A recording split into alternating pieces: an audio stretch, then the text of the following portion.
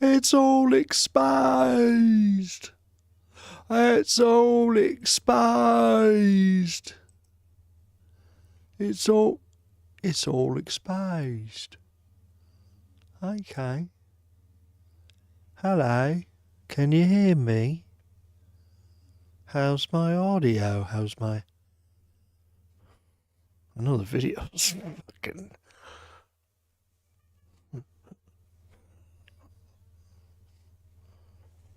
Forget about it.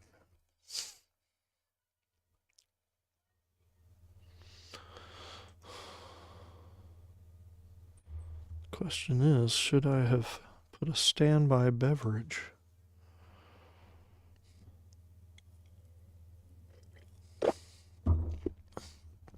What are we looking at here?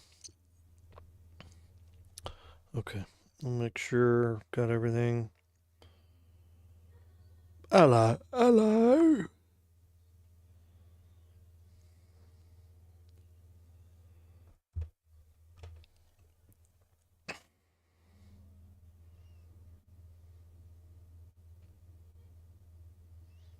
So I'm going to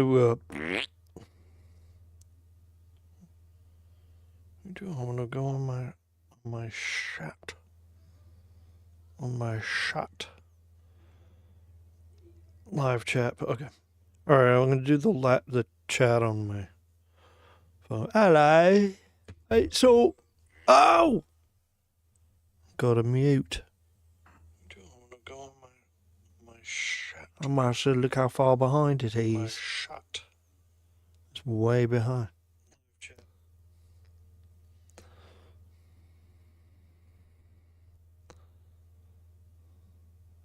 Can't see the justified centers. I haven't even started yet.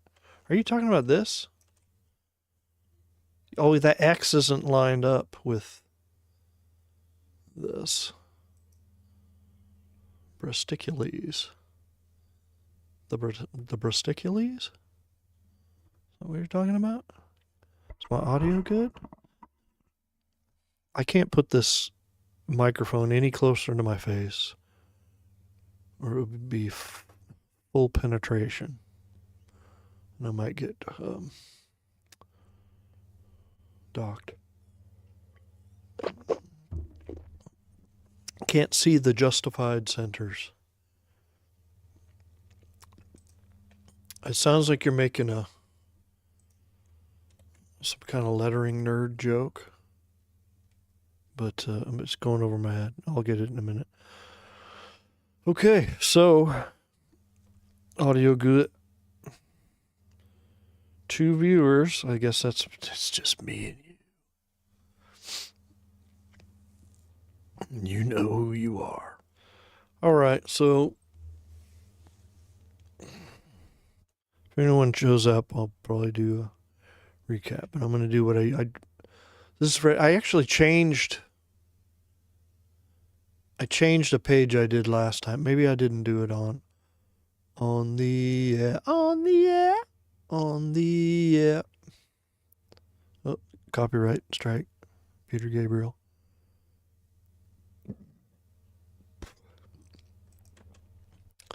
$15. Oops. I just want to look at it, man. I don't know if you can see it. Space bar. This one. See if I can zoom in here. Can I zoom in here? Oh, I can zoom in here. Can you zoom in here? Pixelated here. I mean, it shows it pixelated as poopy-oopy-dooby.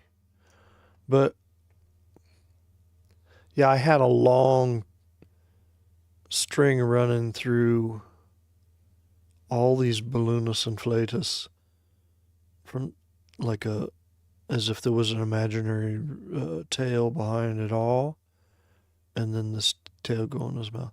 But I split them up, and I moved this one. This Men of the Shadows was kind of here, and I just had them all attached, like a tail here to that balloon, and another tail, but it kind of had a swooping thing. But it just seemed like too much. I don't know. It just seemed like too much tails and weird. It was a little distracting. So I think separating these into 2 up here and 3 down here. No tail, no tail bridge. No tail bridge. What do you call it? No flying buttress. Gestalt? What's a gestalt? I feel like that was something I heard a lot in art class. Not the gestalt. What would be the thing? It's not a. I don't mean a ligature. Look that up. I'm afraid to. I'm not touching that.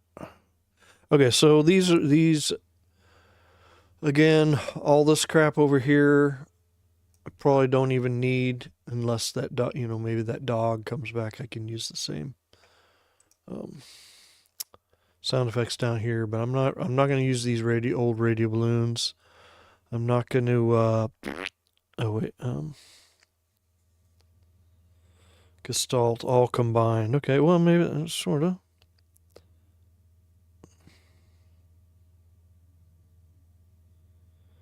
Sorry, I got lost on the chat. Let me finish this thought and then say what I'm going to do, and then look at the chat. I'm going to answer all the chat. All the stuff to the side, and the way these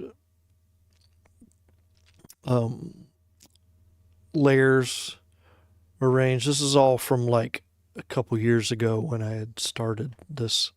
I probably only use like this shape of this balloon, and it was done in an old way where it's like the outline is, lettering is on a layer, front balloon is on a layer, then the tail with its own stroke is on the layer, and then a double thick stroke one is behind all of it. That's how I used to do it. But now I don't. I do it a simpler way where I do have the balloons. I just have the balloons on one layer and white with the 1 point. I was using 0.75 stroke, but I'm just using 1 at this point. These are be on the same layer, and then I used to sandwich them. So you see when you put this here, you've got that line. This is behind it. And you can't, it's in a different layer. And I would sandwich it between the white balloon and then the tail, and then the balloon with the stroke behind it, and then it would appear here. It would appear. Go back, and that would have make disappear joining. But now I just do color everything like this.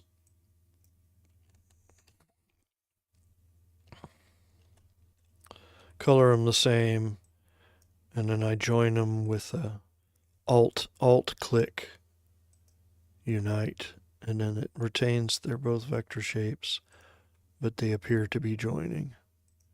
And of course, if I wanted to be really safe, when I go to print, I would go click expand, and it will definitively make it a vector. Just like if I wanted to get really crazy and controlling, when I go to print, I would not leave this as a stroke. I would expand the fill in the stroke. So there would be no interpretation of those vectors. Anyway, those are side notes. But really, yeah, so all this stuff, I'll only need that. And then if the dog reappears, I'll probably use the same yipe. Or if there's a knock on the door, same knock sound effects. Not a lot of sound effects in this. Not a lot of crackoom or Skreonk in this comic. And some of them Paul draws in himself, which I like when the artist kind of integrates their sound effects into their own thing. Okay, so, and then I got to get rid of these. I have too many layers here. I don't know why I have 2 script layers. Sometimes when you paste something in and it paste remembers layers, and you had a layer that said script in lowercase, a layer that said script in uppercase, it doesn't combine the two. It recognizes 2 different layers. So anyway, I'm going to get rid of all the unnecessary layers to simplify before I move on. And all the balloons, top balloon, tail, bottom balloon, I used to do those 3. We're just combining them all into balloons. Okay, so artwork is the place TIFF image. And sometimes I will click dim images to 25% just so the lettering really stands out on them. It helps with a detailed page.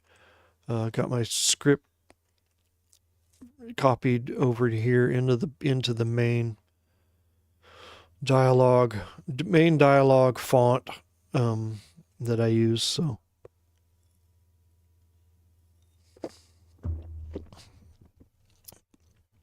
that's ready to go. Okay, so my next round of procrastination. There's my prep/procrastinate. Auto good. Okay, did I get my sound bites working? No, I just not in time. I thought of it too late. I think I did it once, and it was like I couldn't control the volume. It was too loud, and then I think I got muted or something because I might have used a Led Zeppelin. I did definitely used a Led Zeppelin thing, but it wasn't even. It was just some.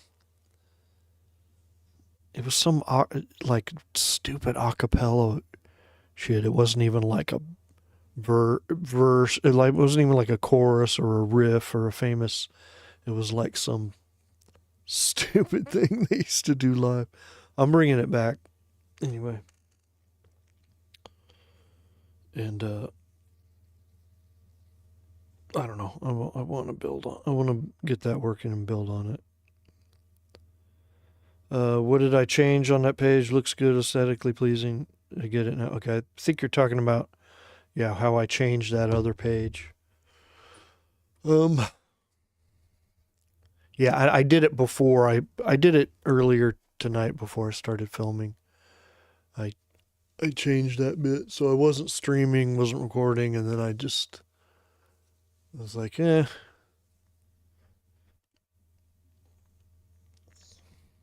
I just was just too lazy to. I wanted to. I would have liked to shown an A and B flash back and forth kind of thing like for this video, but I didn't. I was like, I'm lazy, and then I didn't say. I'll open it to make sure, but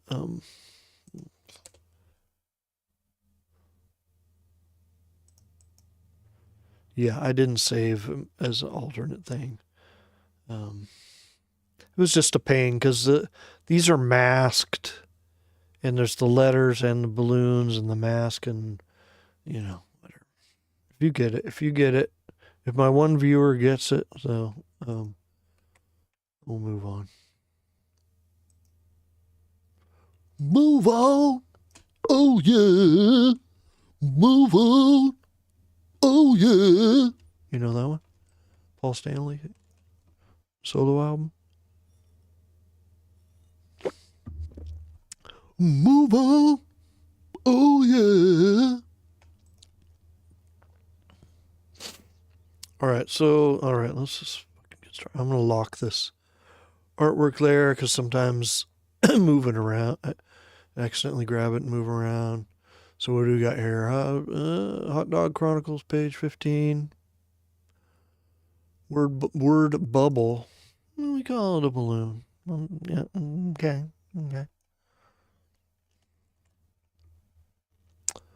Scarlet.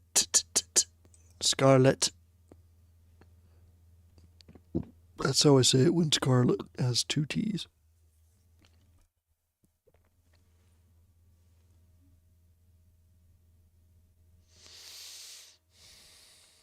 Sorry, there are other humans behind the thin veil of a curtain. I do not have a soundproof.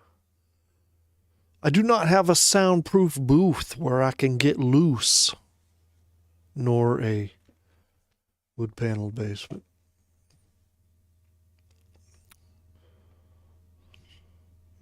Just a desk in the corner of a living room guarded only by a curtain. Okay, Scarlet says, "Oh, Benny, don't be jealous." She's in a freaking bikini. Look at this. Is supposed to be a recording device. It has a button and it's a tube, and then there's a little. Is this some kind of antenna thing? Is this a string? It's like a tampon with a button, but it's a recording device. Like, this is supposed to be like a black and white noir kind of era movie. What, 40s? 40s, 50s?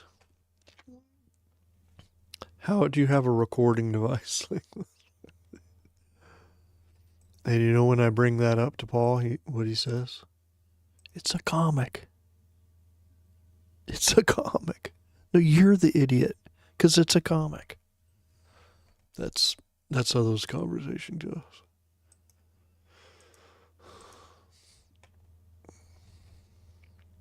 Anyway,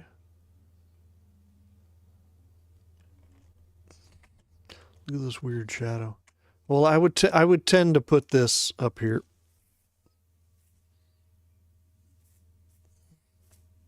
How do you shave all this hair off?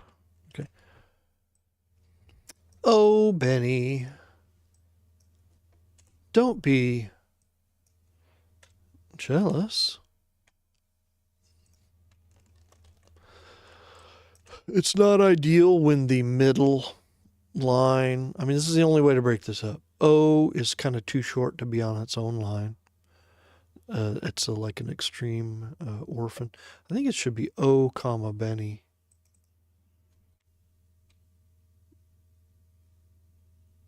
Isn't it? But fuck it, I'm not going to change it. You want the middle line to be wider. You want, because you can anticipate it fitting into an oval. I'm going to mess with this a little bit, yeah, but as usual, I'll squash it a maximum of -10 points in the horizontal on the tracking, and I'll shrink it to a minimum of 95%. I'm not going to do the bottom because it's still smaller than the top. And then this, kind of do the opposite. I'll expand 10, expand 105% horizontal scale. And that's it. Yeah, it doesn't look like anything to you, or even to me. But that's how I do it.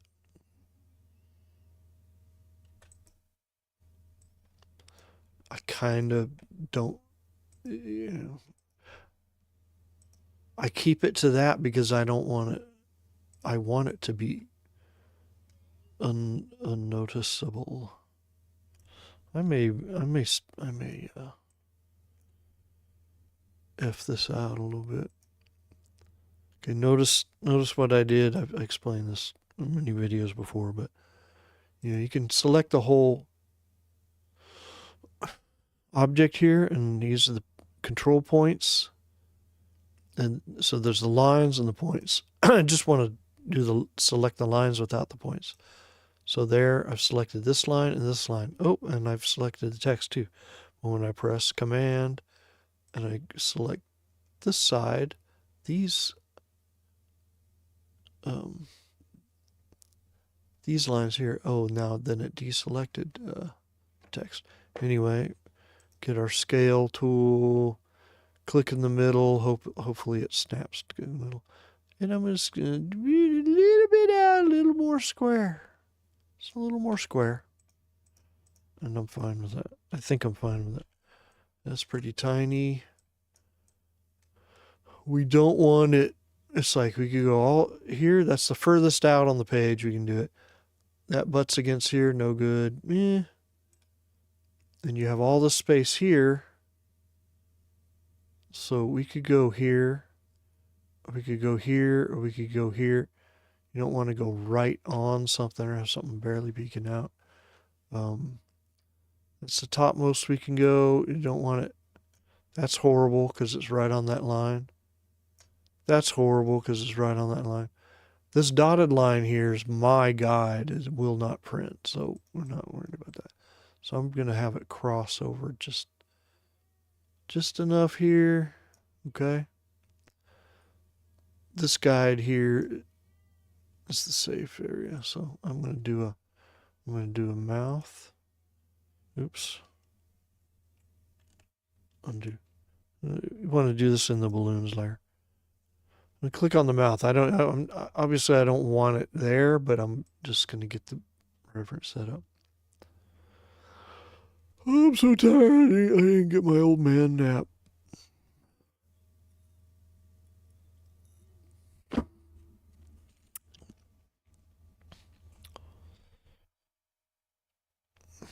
So I may be yawning. Ass to mouth, mouth. Palm to table, ass to mouth. I click the eyedropper tool and I want it the same as that. So I may just leave it pointed. I'm going to make sure this is rounded. I want all these. This is how it was. No. Do not want that. See, there's where the vector point is. If I wanted it pointed, I'd go over this before, but I will again. This is everybody's first. This is always somebody's first lettering live stream, okay? I know you've heard it before. Two viewers, one viewer, and maybe the anonymous viewer. Okay. Now that looks nice there, but if the radius between these 2 points here, if this gets any thinner, Illustrator doesn't keep this a straight line to the point. I'll show you what it does. So I can say it lanced. Oh my God, it lanced. Okay, if I move this in, I've got to increase this limit. There, increase that limit so it reacts in a point no matter what. But it does, like, look how far that sticks out. And that gets to be a real pain in the ass. I just do the rounded corners because this is so small that it doesn't really matter. Like, you want the crispest, pointiest point, but this is so small it doesn't matter that it's rounded off. It still reads. It still reads as a point when it is print size. So I'm going to get this more originating from the center. It should be, the direction should be kind of the center of the balloon to the mouth. I'll put it like that. Put this out, make it a little thicker. Ideally, it's like, the letter O here should be able to fit in here. But all these, you kind of cheat a little bit. This is kind of a short balloon. You're pretty much cheating everything a little bit. You have these kind of guidelines, and then you stretch them a little bit, shrink them a little bit. All right. Wow. How long have I been streaming? A half hour, and I did one balloon. So this is not for speed. I'm not teaching you speed. I'm not really teaching you. I'm just doing it slowly and explaining it. Maybe that's why I'm not a teacher, because beat around the bush. Too much. Getting rid of this crossbar eye there. I don't like these stiff. I've got a stiff upper lip because I'm half dead. The walls of my life are crumbling around me. I'm running and I can't hide. I might try fucking suicide. Oh, now I'm going to get docked. I just used a negative buzzword. Okay, I might try beepicide. Anyway, I prefer this kind of apostrophe. Thank you very much.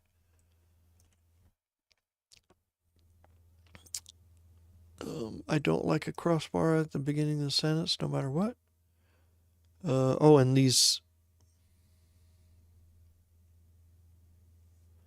Wait, why is there's a quote here? I don't think there should be. There's not a start quotation. But if there were, if this was intentional, I would do that kind. I don't like the straight up and down one. Okay. Anyway, word bubble too. No, I need panel. Yeah, we're still in. What the Christ? We're still in.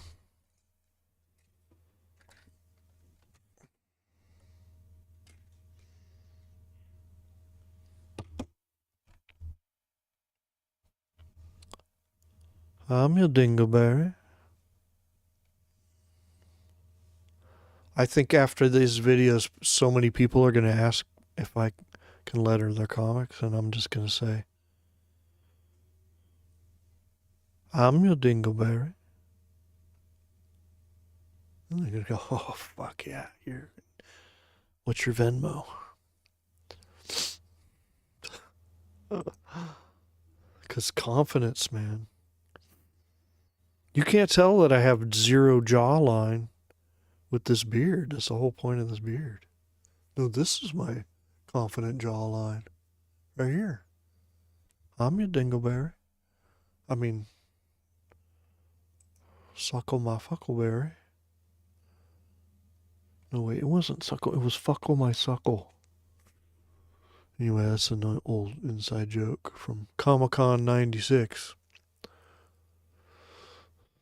All right. Word bubble 2. This is panel 2. Do dogs feel jealousy, Pooch? Huh, 40? Now, where was this supposed to go? Look, where's it? I'm going to have to put this over here. Yeah, I'm going to have to redo it because, look, this is here. See, listen to... Here, separate the sentences first. Wonderful. Isn't technology amazing? Well, there's only one way to do that. See? Listen to it. Say it back. I'll break the rule, the orphan rule for this.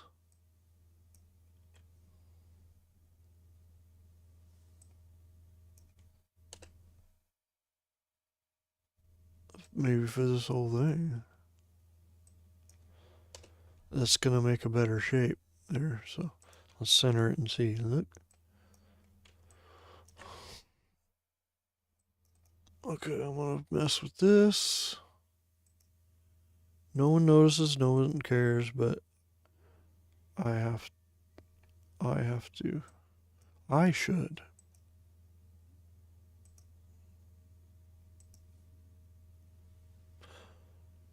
Increasing, okay. It doesn't make much of a difference, but do what I can here. And since this is an orphan, I'm going to give it a little.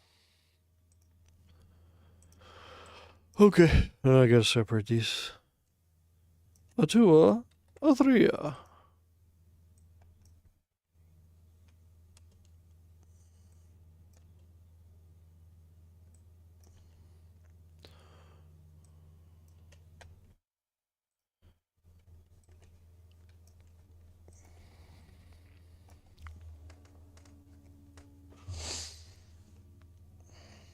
Okay, I haven't done anything, and I need to. I don't need to take a break, but I need to do a fluid exchange. If you catch my drift, player.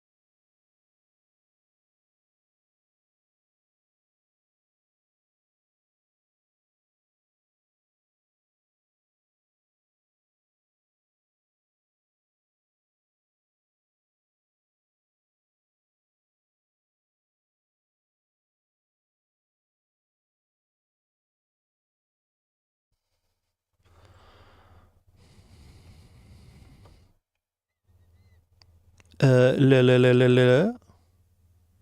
Is there life out there? I respond to enthusiasm. I respond to enthusiasm. I'm looking up down here at my own face in the corner, but I should be looking up here. That's you. I should look you in the eye.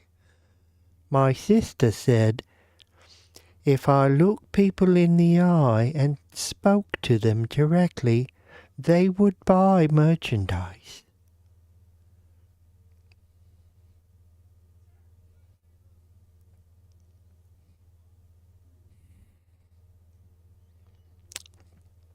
Yeah,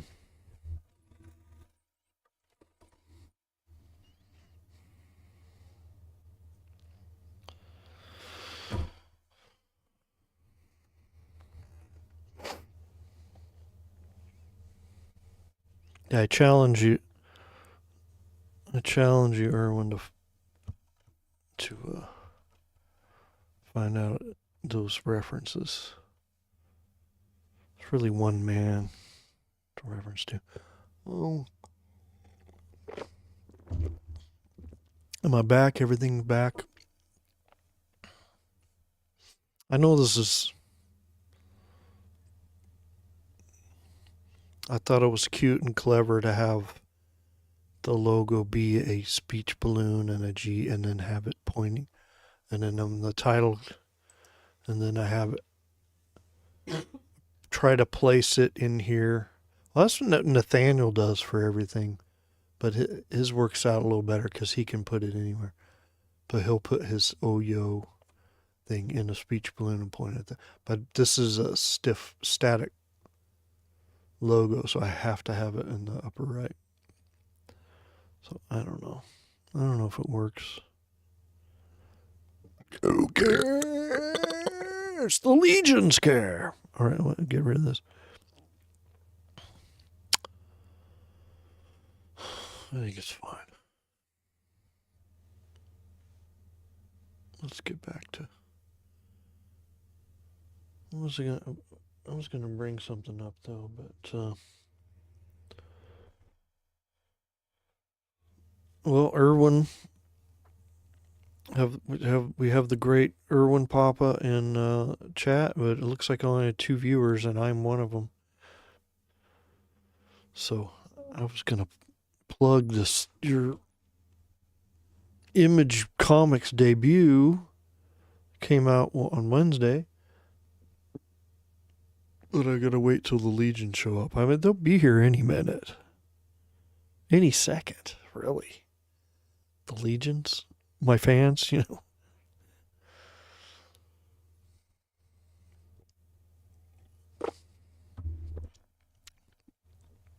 Someone did someone did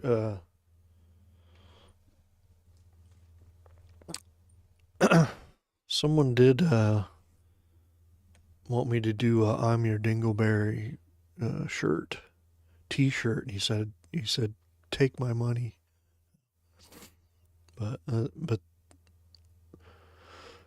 that's an old friend from the band days, and I think he's probably a big fan of Tombstone too. So.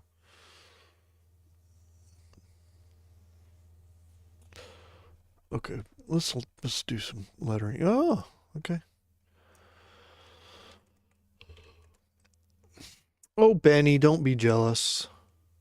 I like the way this fits in here. You can't see my cursor, right? Right where it is. Okay, good. Excellent. All right. I know a laser pointer would be ineffective in this arena. It would be ineffective in this arena. I don't want to use this square at. What? Wait, what did I? Oh my God, look what I did. Oh my God. All right. I've got to undo that. You see what I did? I combined those vectors without holding Alt, so they're uneditable. So before I do a bunch of Command Z's undos,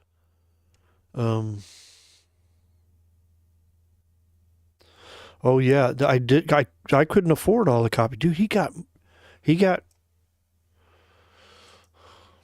the copies of there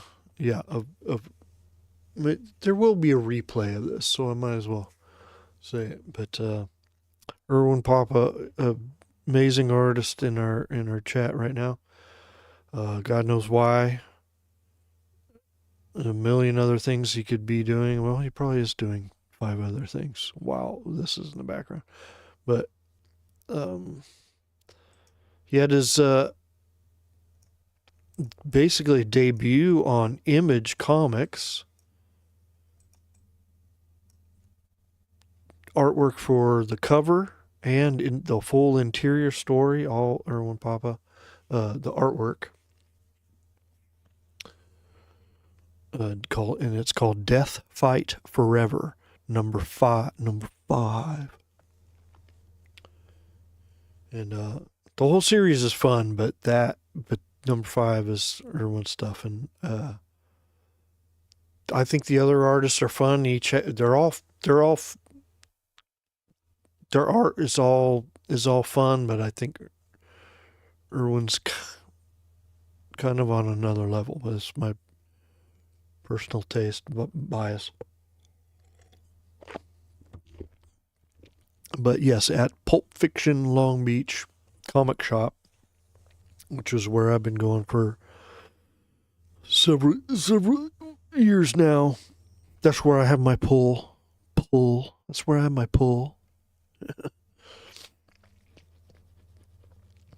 And he got more copies than I thought he would. I mean, I would say there was probably like 10 copies in there, but hopefully they all sell. And I already have it. I already have the hard book. I have the hard book. The hardback of the book of all of Death Fight Forever, but I want to buy it because I bought it from the individual ones from the store because I want to support the idea and create some false sense of demand for them in the comic shop and distribution numbers when they run the numbers. Because I see it as a kind of triumph for Erwin, but he's kind of the Grand Poobah of Ink and Drink, and it's kind of like I feel like it's in some weird way it's kind of a triumph for the group, when someone from like the Ink and Drink Long Beach, I forgot what I was doing. I need to copy this.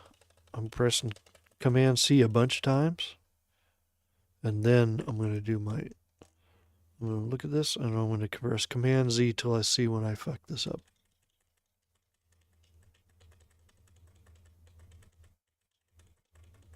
Oh no, I may not have enough undos for this. I mean, it's not the end of the world, but let's see. I'm being perfectionist. Oh, there it is. Okay. Now, Control Shift Z to redo until there. That's the mistake. Oop. Okay.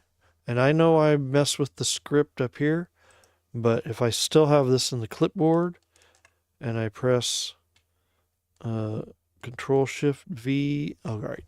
Now we're back. So I don't know. There was something I changed up there. I'm not worried about that now. I know whatever I changed up there, I copied to here. So anyway, what needed to happen is I select these, press Alt, Unite. And yes, every time I say it, Alt, Unite, I know it sounds like some kind of extreme right-wing extremist group. It's not. It's just a Illustrator command. Okay, calm the fuck down. Calm the fuck down.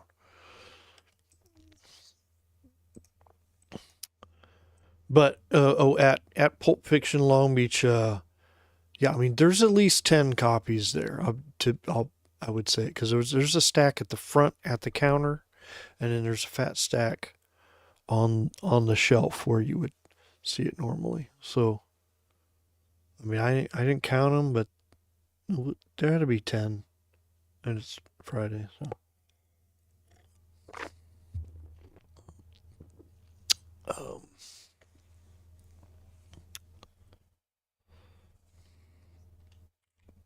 But yeah, when I see, guys from the group, from the Ink and Drink Long Beach group, people who post on the Ink and Drink Long Beach Discord and participate in the you can drink group projects or maybe at the live events or whatever. It's like very proud when someone makes uh, I don't makes a move, gets something published, this or that. You know, Braymar Brunson is making a lot of making a lot of moves, getting a lot of recognition, nods, props, all kinds of stuff. It's cool to watch. It's just cool to because just remembering being on the voice chat and it was like I guess it was I thought for a while I thought it was Neil, but it must have been Philip. And he's like, "Hey everybody, we have a new member. I want to introduce you to Brunson." And then we heard the legendary Brunson voice, which I can imitate. I'm not going to right now because it's very. I have to do. There's this weird throat thing I have to do. It's like a reverse thing, so I can do this real sub bass thing. But I'll be like coughing for the rest of the night, and yeah. And then when I do people's voices, it always ends up being offensive. But I just like to do voices. I'm always doing. If you watch my streams, I'm always doing voices. It's fun, and it's not. I don't consider it an attack on anyone or anyone or on anyone or a region. Like I do some kind of East Coast kind of accents a lot, and that kind of comes from watching Speed Racer. Every villain in Speed Racer had this East Coast kind of accent, and it's just funny. And I remember me and my friend Eric, God rest his soul, we used to do that a lot. And his dad had a pretty good Boston accent, and I don't know, Three Stooges. I don't know. It's just a thing. But it doesn't mean, oh, I think everyone from the East Coast is, you know what I mean? It's not just like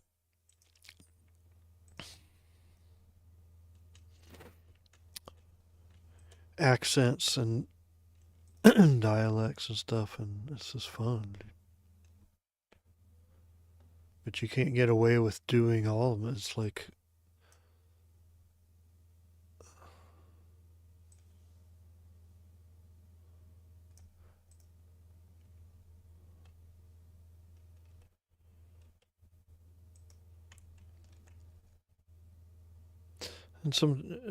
often it's a specific person voice. It's not representing like a culture or a region or this or that. I'm just thinking in my head of all the voices over the years that come up, and I will do or say without thinking or without letting anybody know the context. Anyway, why did I disappear down this rabbit hole? I better look. Yeah, sweetly. Dude, you know.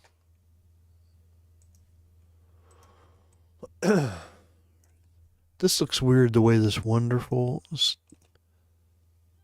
This looks like some stupid hamburger graphic. Whoa.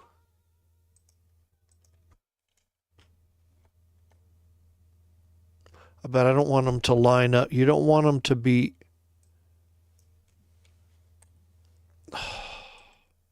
That's got enough room, right?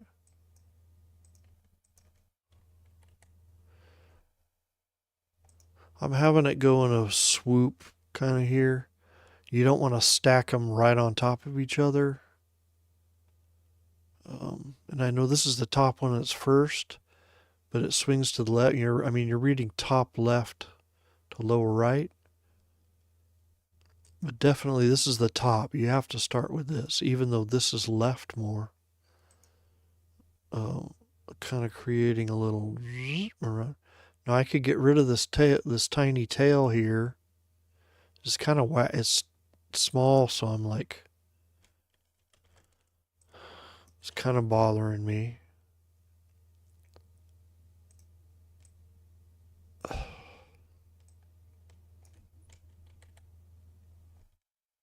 It's really bothering me.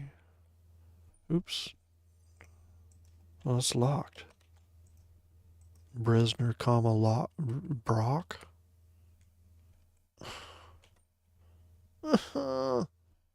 Is that the center? I hope so. Okay, so anyone who's never watched this, yes, micro tweaking is not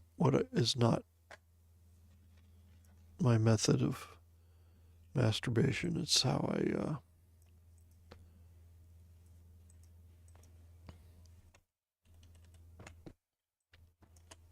I don't want anything to distract from the art. I want it to flow. So, this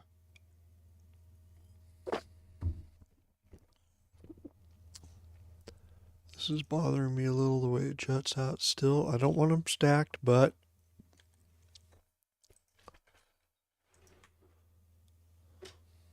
I don't know why that bothers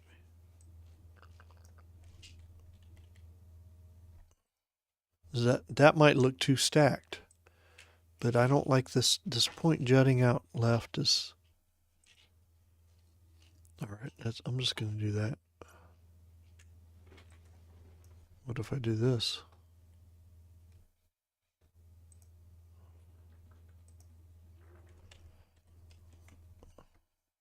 I gotta abandon this soon.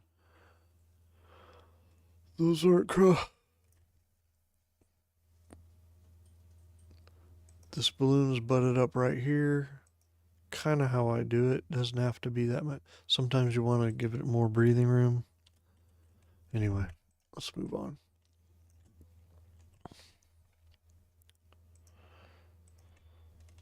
So I will say,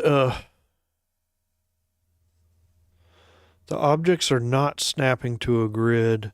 Definitely in Illustrator. Oh God, my nightmare is there's the thing to snap to pixel,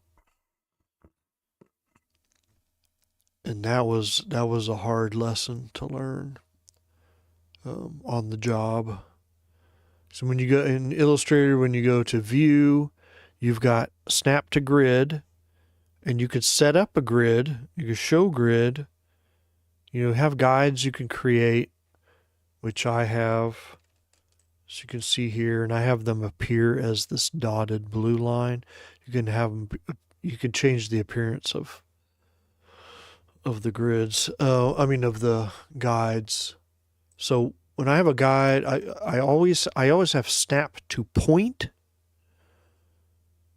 which is key for me. Smart guides on generally, because when you hover over something, smart guides means when you kind of hover over something, it'll show that there is something to select there, and if it does not, that means it's probably locked. And it would do it to these guides if they weren't locked. But they're actually, I think they're in. Oh, shite. Okay. Well, I selected them now. Yeah, because they're in the artwork layer, and I generally lock that because of this big placed TIFF. This is a TIFF file placed in here, and the X shows that it's not embedded in the file. It means it's when you open this Illustrator document, it finds the TIFF in the folder it's linked to and shows it in there. But I can click on it here and go to the links thing and embed it in the file. So if someone else opens it, it's not going to say, "Oh, the TIFF is missing from your file." All right, what was I talking about? All right, I'll lock this. But view, there is a snap to grid. I don't use a grid. I can't, because there's a perspective grid too, but we're not fucking doing that in Illustrator right now. Show grid, but you can set the grid, and I think you can set the origin of it. I'm going to drag this 0 point here. I don't know if it's already there or not. But there is a grid, and this is like 1/8 of an inch or whatever. I do not want it, do not need it for this thing. If I was creating some simulated pixel art or something, or I would. But the grid you can customize where the grid squares, pixels, whatever it is, are the size you want. I think this is probably 1/8, but do not want that. Do not want, because these I move such minuscule amounts. I micro tweak them. The grid would just make it snap way over here, snap way over there, snap. But snap to point is good because, let me get back. Like if I create the square and I click this, it's going to click to that point, or it'll click to that vector point. You know what I mean? Where there's a vector point, it'll snap to it. And there's a lot of things where I need it to, click this point, alt drag, copy it. I want it to click. I'm doing a checkerboard. I'm going ska, dude. Which sometimes the situation calls for you. Anyway, where am I? Drag me back to reality. Oh, I gotta mute. I have a wild animal loose.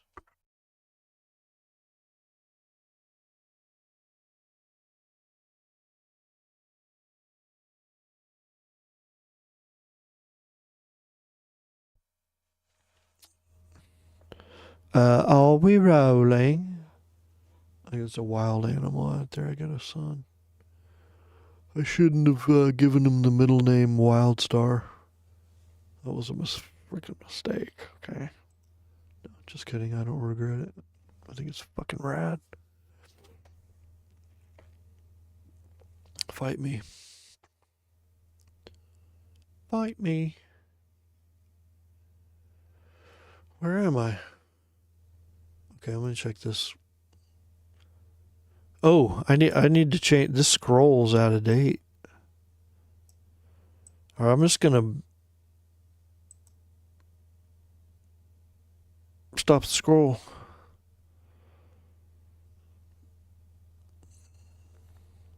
What's my middle? What's your middle name?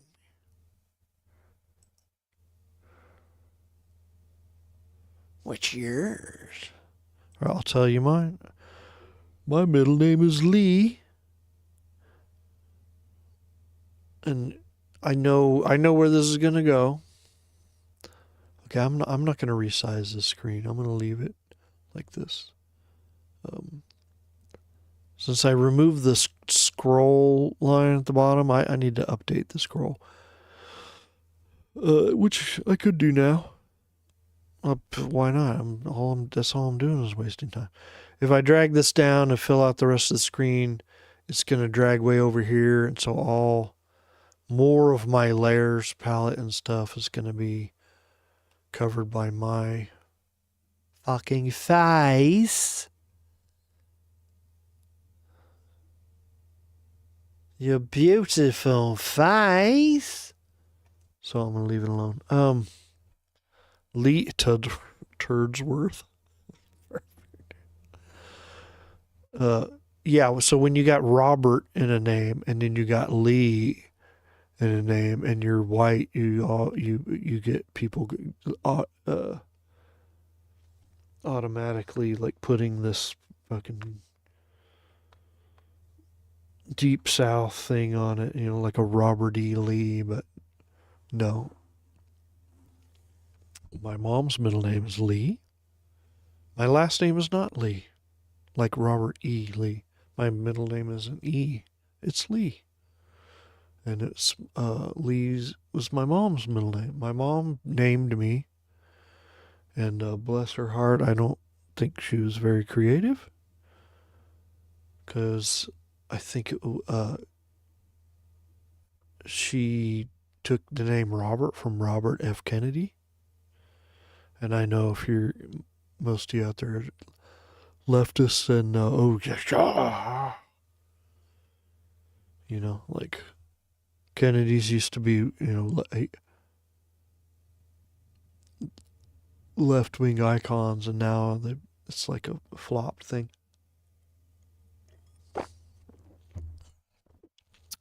So June, yeah, RFK Jr.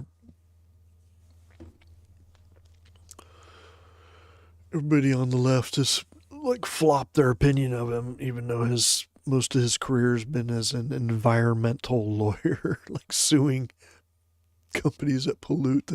It's hilarious. Anyway, but my mom wasn't political. She didn't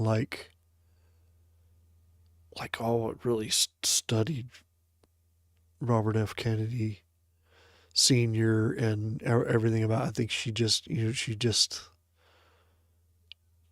it was more of a name kind of on TV that she kind of grabbed. If this is my honest take. Bless her heart. And then Lee was her middle name. Because see, my older brother, my dad's name was God rest his soul,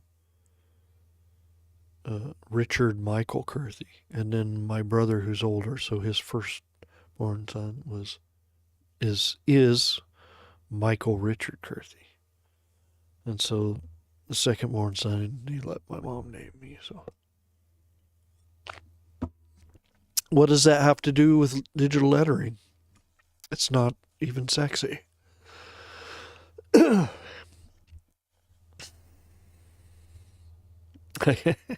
I'm not doing the art. I can't do. Oh, the senior. Oh, Mr. Hoffa. You're going down, Mr. Hoffa. RFK Senior, yeah. I'm not doing Junior, because then I'll be coughing and hacking. Like, I'll do it. I could probably. You never know. I've never tried, but you never know. I could try it and nail it. There's a 50-50 chance I can nail it. But if I did, then I'll be coughing and hacking for the rest of the night because of the scratchy throat thing. But yeah, RFK Senior. Yeah, you're going down, Mr. Hoffa. I want to say Cuber, but that was that was JFK. But that's all I know. The movie Hoffa with what's his name? No,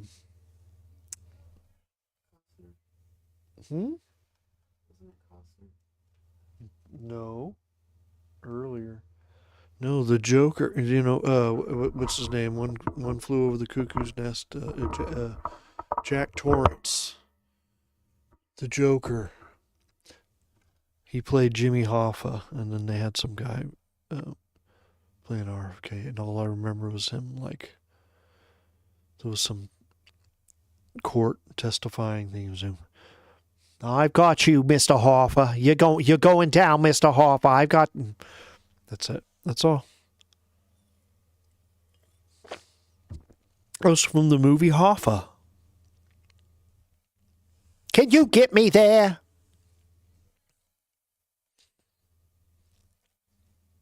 I do more lines from Jack Nicholson. I do more Jack Nicholson lines from Hoffa, but they get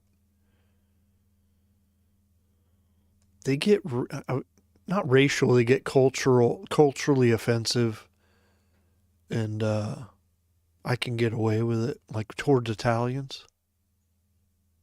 I can get away with that, but I don't feel like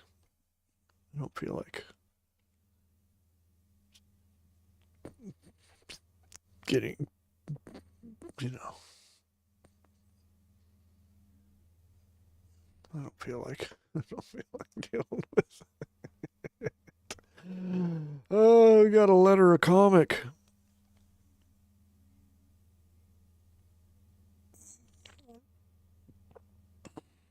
Multiple tugs. Whoa. Speaking of multiple tugs, oh, kazongas.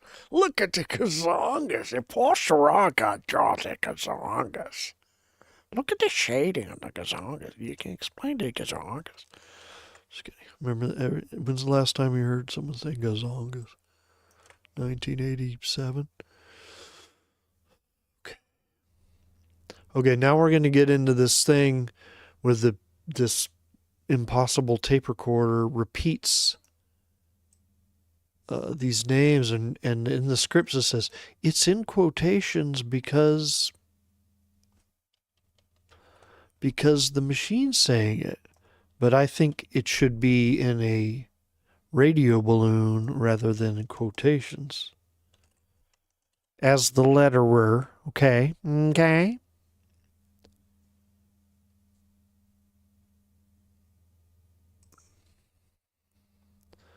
Wait, that's got to be down here?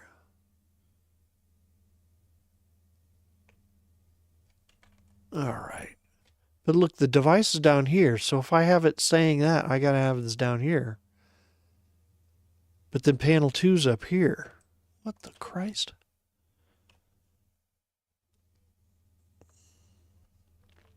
Oh, shoot, I put away this thing. I do got to refer to my cheat sheet with the what's in italics, and I do need to refer to this cheat sheet. It really is rules from Nate Pico's book.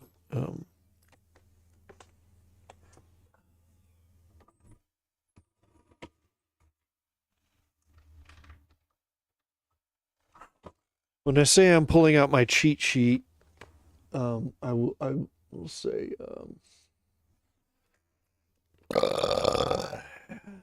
yeah.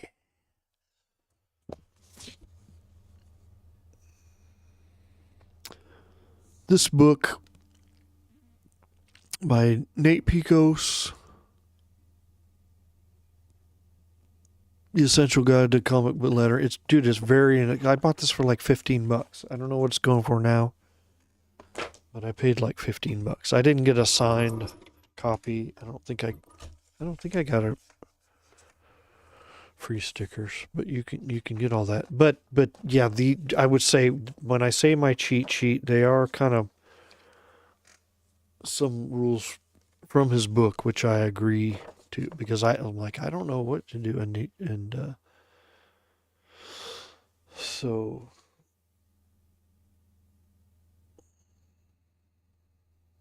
yeah, well, all those things from his website, like he would do all these kind of infographic kind of things and post them on social media, and he did that for a long time, and those things kind of were on my path to learning when I was like asked to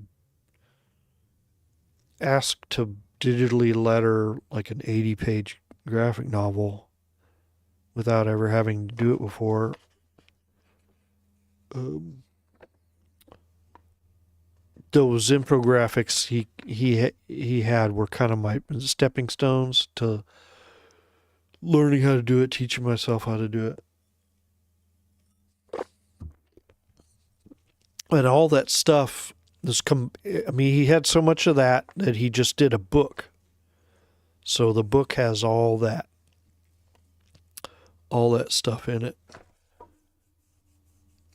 But you don't. I mean, you don't have to buy the book. But it's like you have a question, you can go to that point in the book and go, oh, okay. You don't read it front to back or ass to mouth or farm to table. um, yeah, I don't know if he has one of those cheat sheets for this, but I have a thing for captions where I just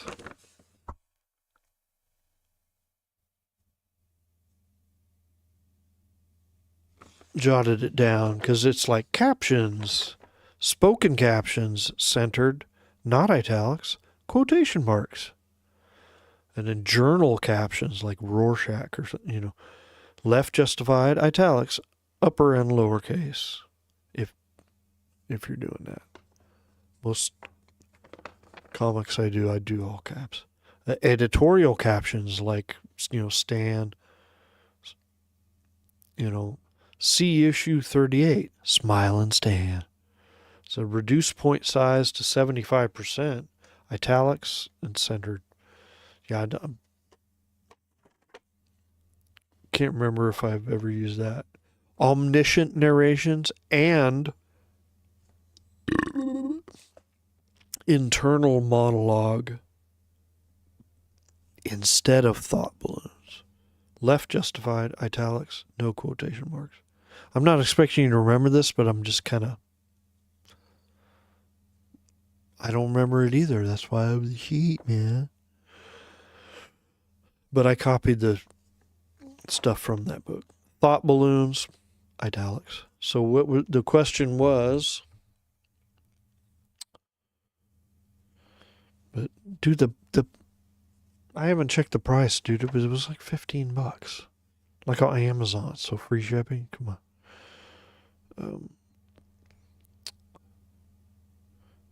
And Eric, okay, and Eric Rivera agrees because I remember he said, he said,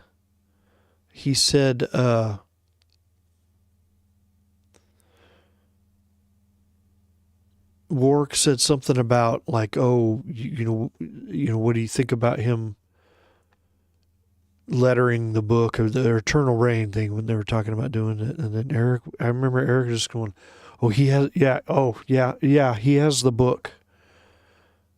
He has the book or something, like I was like, oh, like he must. I don't know if he has the book or he's familiar with it or he, you know what I mean. He just said, yeah, let him do it.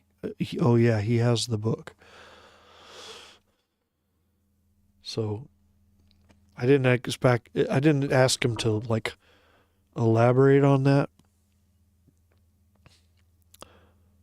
but I remember seeing Eric's lettering. He gave me a comic. It's called Prague Dinos, and the lettering was great. Like it was well done, but it was at he had lettered it at print size, but on the original art size. So when it shrunk down, it was teensy. So it was almost like he needed to scan and reduce the artwork to print size and then do the lettering over that. I don't know how he did the lettering, but it looked good. The balloons look good. My memory of looking over it, I didn't, because I look at a lot of comics and I'm like, like right away um, right away I see, oh my God, no,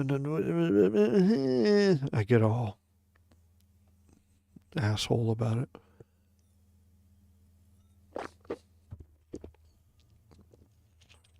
or opinion. I have opinions. All right, so back to the.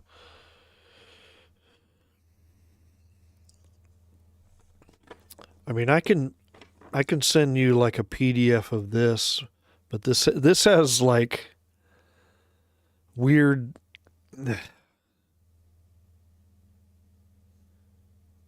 This has some template stuff on it, and then some of it's comic page template, and then it's like specifically for Kablam, and like Kablam wants this, but they really cut it this way, and you have to cheat it this way, and so here's like that would you don't need that. You gotta get your template from your printer and look at it and make sure what I mean, adapt to it. And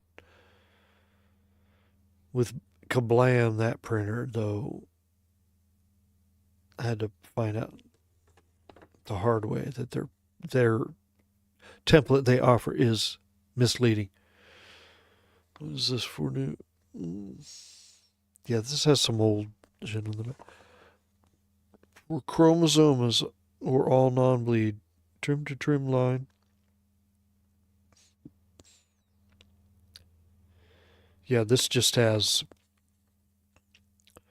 for Paul's art when I scan it, I have to resize it and all that. And then I need to size it a certain way, but then I have to have the document a little bigger per their specs. But I'll send you an image of this one little captions thing, and maybe it'll be helpful. Okay. And it was okay.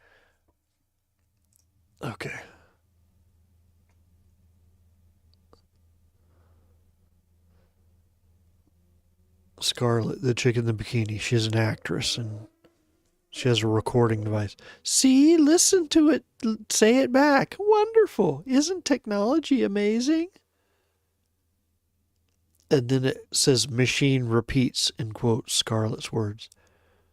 Fear is a break in love's chain. And they have it in quotation marks because it's quoting her, but then it's coming from the machine.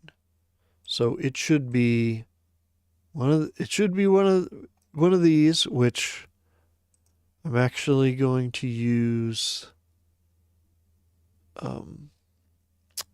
Tom Martin's balloon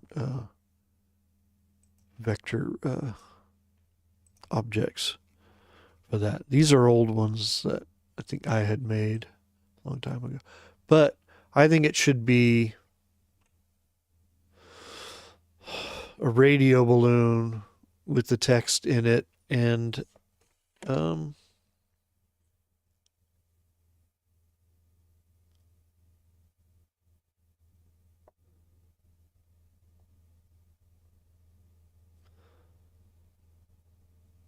don't, it's not a spoken caption. It's not it's omniscient internal monologue. Thought balloons are italic, so it probably is italic. But I'm gonna consult the book. So yeah, I've hardly done any work here, but there's no deadline.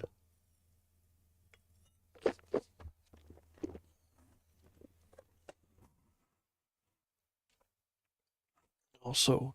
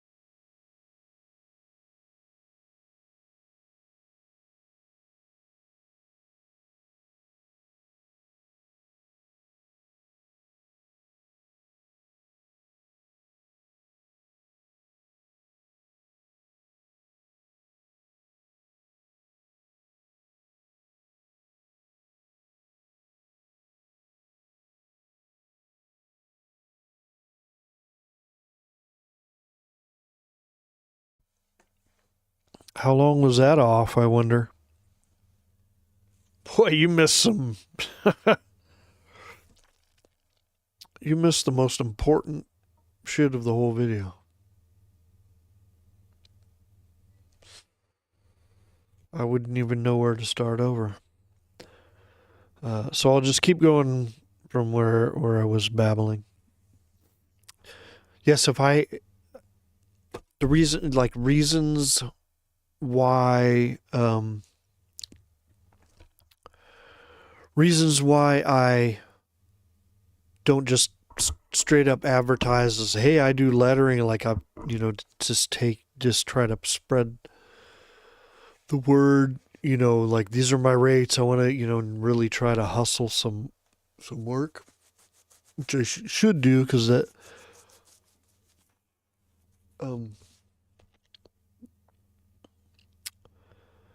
is because of the speed. Now, obviously, if I had a deadline on this, I would not be just shooting the shit online and, hey.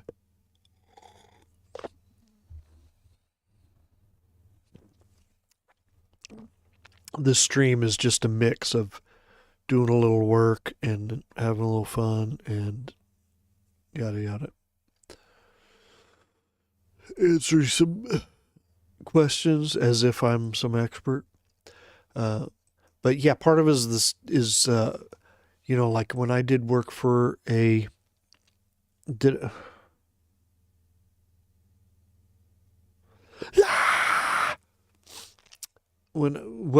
yelling, I think I was imitating the manga editor bitching me out. So the whole manga thing, like I did like a lettering for a hentai manga, and I got paid, but it was like, I mean, I found an ad online. It was like digital manga, whatever, located in Gardena. I'm like, oh, that's like that's like 2 city blocks from me. I could ride a bike there. Yeah, and they wanted, someone who could do lettering and this and that. And I'm like, yeah, I'm ready for this. I thought I was going to get a job at a manga company 2 blocks from me. Like, and then I heard, oh, no, we're looking for, people to letter our translated, scanlated, I guess they call it scanlations, I think they call it, which is like bootleg. I was like, this is a fucking bootleg deal, dude, just bootleg. Because they sent me scans of manga, and then they had whited out. They were like white out all the. I don't know if they had whited them out or they told me to. They probably had me. It's been a while, but probably had me just white out the dialogue balloons, and then I was thinking, like, don't you just have the digital files without the lettering you send me? And it's like, no, they pull apart a book and they scan each page. So already manga always bleed to the edge. So they're losing that 1/8 inch bleed, and they're having to cut in the art even more and like enlarge it in order for it to bleed, if I'm making any sense. And that was like, that's like bootleg shit, They're scanning a Japanese manga and whiting it out and then putting, where I'm doing English lettering over it. This is some bootleg stuff. I don't know the business. I think my impression was that they would do that. They call it scanlation, and then if it sells, then they kick some money back to the original. I don't know, dude. But anyway, when I remember telling them I can do this part-time, I don't know how fast a deadline I can commit to or this and that, but I'm just being upfront. Give me one book, and I'll get to work on it. And they're like, yeah, that's cool. Okay, yeah, no problem. Get started on it. And it would be all cool, and then I would get an email uh, where the guy would bitch me out, just like, you don't know, like they didn't just want me to letter it; they wanted me to treat these scans a certain way, and I think I might have. When I resized the scans, they were anti-aliased. That's where I learned the importance of halftones being bitmap. You don't have halftone dots as grayscale with fuzzy edges or JPEG or bullshit. Bitmap, black on white paper, no gray tones. The halftone dots are pure black, and then everything else is transparent or white. Anyway, that got bitched out for that, and then it would be like, oh, everything's, I get emails and the guy was chill, and then I would get one where he would totally, why isn't this done? Like, whoa, where'd that come from? And I think his boss, like his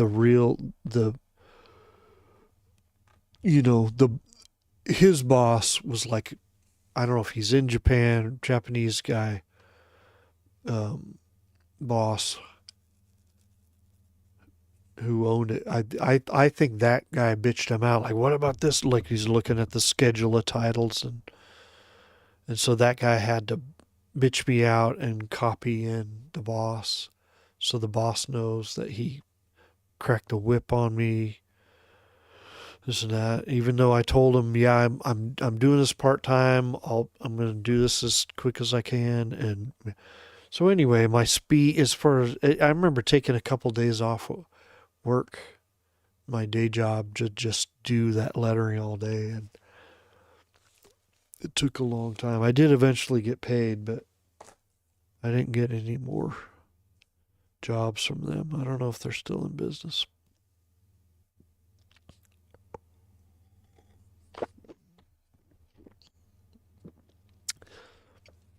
So, taking on a bunch of lettering jobs, that's one of the apprehensions. I know you mentioned to me, oh, you should do it. I think you're ready. Someone mentioned to me, oh, oh, you should do it. You're ready, and I do need the extra in income, and there's other things that I could do for money that I really do not want to do or really dread doing. And this is more in my skill set. But yeah, I don't want to get into something where I'm lettering a thing and then I'm just getting bitched out all the time for why isn't this done? Anyway, I lettered before that. Paul, I had lettered Paul Sharar's graphic novel called Manningtown. That was the first one I did, and it's a thick out. You would call it a graphic novel. I don't know. It was 80 pages or 100 pages, but that was kind of my boot camp for doing it, and I thought it looked good, and Paul obviously thought it looked great, and Paul's brother, who's kind of a writer, and he's kind of did some editing on it, and he's kind of critical, and he thought it looked great. So anyway, I know I had done that graphic novel, and then maybe one or two of his comics. I mean, but my hand, like with the Potato Mummy comic I did in the '90s, I hand lettered, but that was hand lettering, and I was trying to imitate something from like these golden age Submariner comics where they had these long, tall, italic letters, and I was imitating that from memory. I wasn't like scanning it and trying to do it to size. Yeah, just the way my mind worked was kind of fucked up. But anyway, so I had done that and done a couple things. I'm like, I thought I was gonna get a job where I would go 2 blocks from my house to this manga office studio, and I would be like doing shit for them there, whatever it was, graphic design, paste up, lettering, something. But then they just kind of had this download server, FTP, they used to call it. FTP server, and you would go on and like download the pages and like, oh, you've got to resize these you're not, they say you're getting paid for lettering, but then you're getting these images formatting for this, whatever, doing the lettering, and then you're like saving that out as a format and uploading it. But I did get a bunch of fonts from them. Okay. But I do buy fonts when they're on sale. But there's a couple that I borrowed from them, but obviously I've only used them for. Let's see.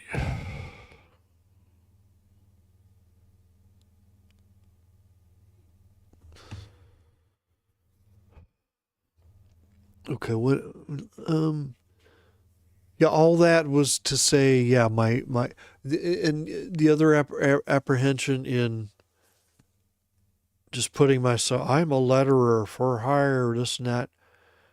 Also, the sound effects thing, like I prefer an artist to do it, but I guess I worry about getting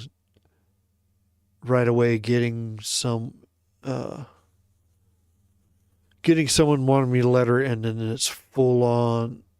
They don't do any of the sound effects themselves, and they want just full on Krakow, Thrakon, Blue, Frzat.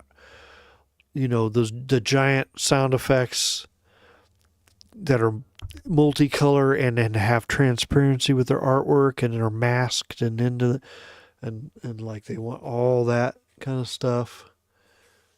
And which I can do, but I'm like, it ain't gonna be quick.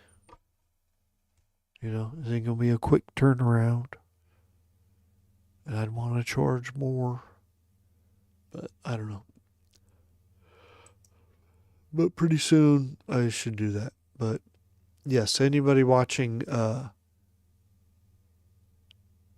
I have a project for someone, the guy I'm doing this for, Paul Sharar, he and I put out comics in the mid 90s when we were students at Cal State. And he's my old buddy. There's no deadline. It's not for a major publisher. He has like 3 or 4 titles going. He'll put out. I'm going to put the next out issue this one, and then later this one. There's not really a schedule.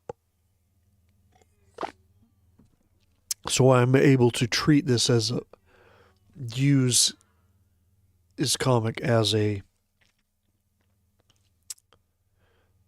as a live stream and just a point of discussion as I'm doing it. But if I had if I had a customer who had a deadline, I wouldn't be streaming. I would just be kind of trying to meet that deadline. So this one is different. The other thing I was going to do, I need to find So this guy, Tom Martin, aka Undead Wizard, I did purchase, like, these graphic elements are great. I use mostly these. Probably these two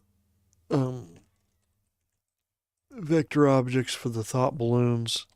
They work great. They look just like what I was trying to recreate in vector when I was doing thought balloons for this same artist's books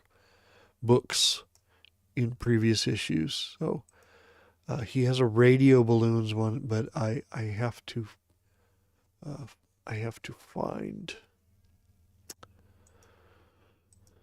I have to find those. I don't know if I want to show all this. So, all right, I'm gonna take a break. I'm gonna take a bathroom break. I'm gonna take a Brent break. Okay, do you know what a Brent break is? Look that up.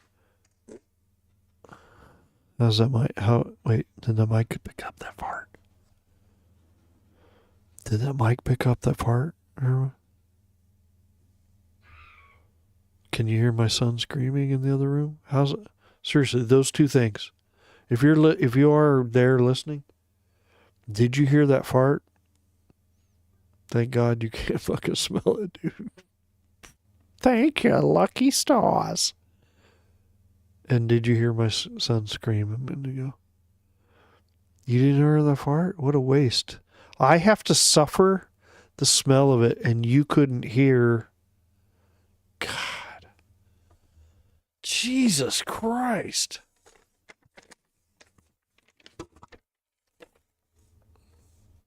Stream over. I'm evacuating. No, not really. I'm going to.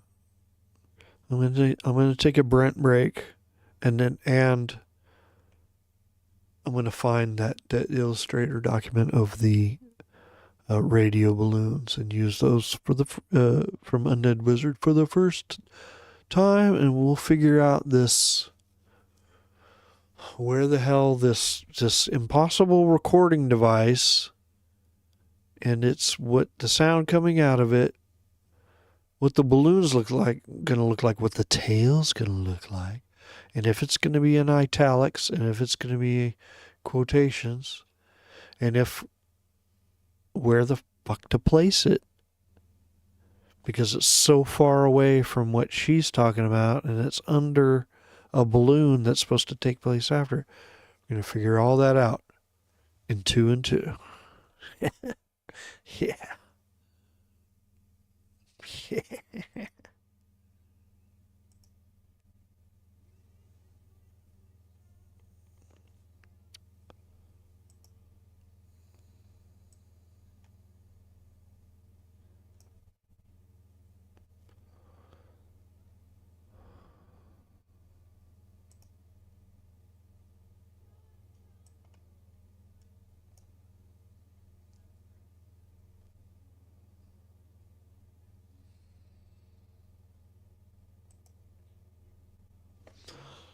It looks good. Okay, looks good.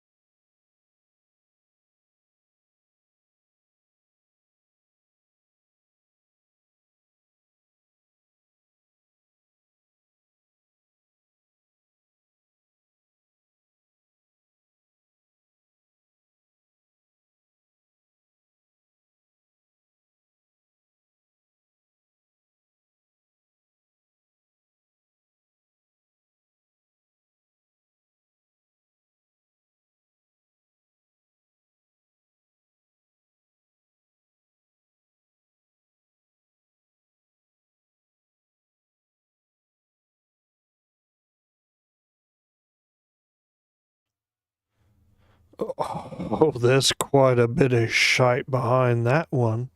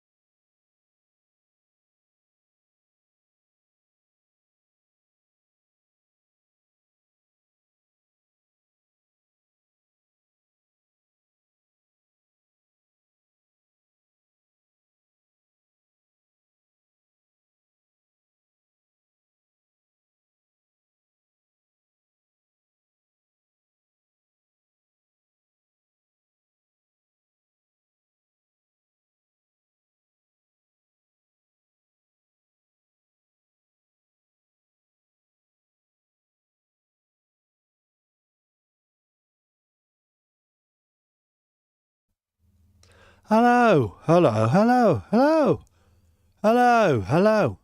Oh no. Gonna get copyright stricken. Oh, shitesel. Pull my ass down here. How about that? How about that? Catch me outside. Catch me outside. Are we rolling? Is anyone here? Nope. Everyone's gone. Everyone's fucked off. Everyone's fucked off. Alright, so yeah, I pulled up this let me see if I thought I had loaded the actions automated radio. Okay. Radio balloons. B3. Interesting. It doesn't have my version of this, so we'll figure it out on the air again. But the style,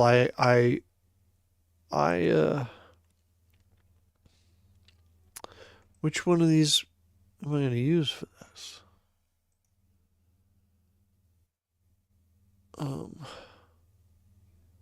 I mean, this one looks, it's a little erratic. I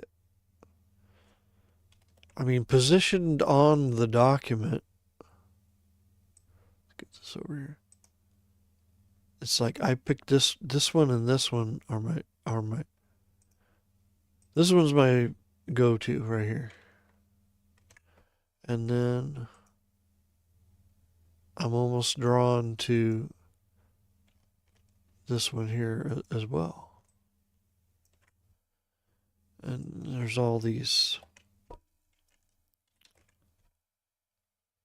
And it's funny because these shapes are, if you see Nate Pico's workspaces. Oh wait, now it's back to 3 viewers. Mystery viewer. That's not me and not Urwaba. I appreciate you. You could, and you're right. You're right to remain anonymous. Cheers.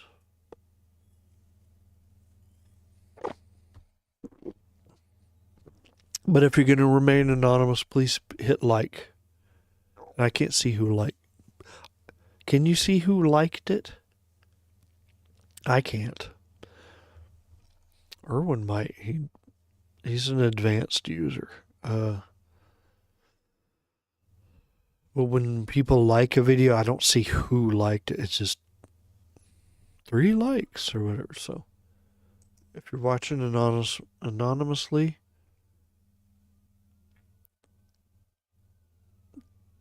that's how I like to do it oftentimes. Understand? But at least hit the like. But do me a favor and hit the like button. Maybe you don't like it though. If you're here,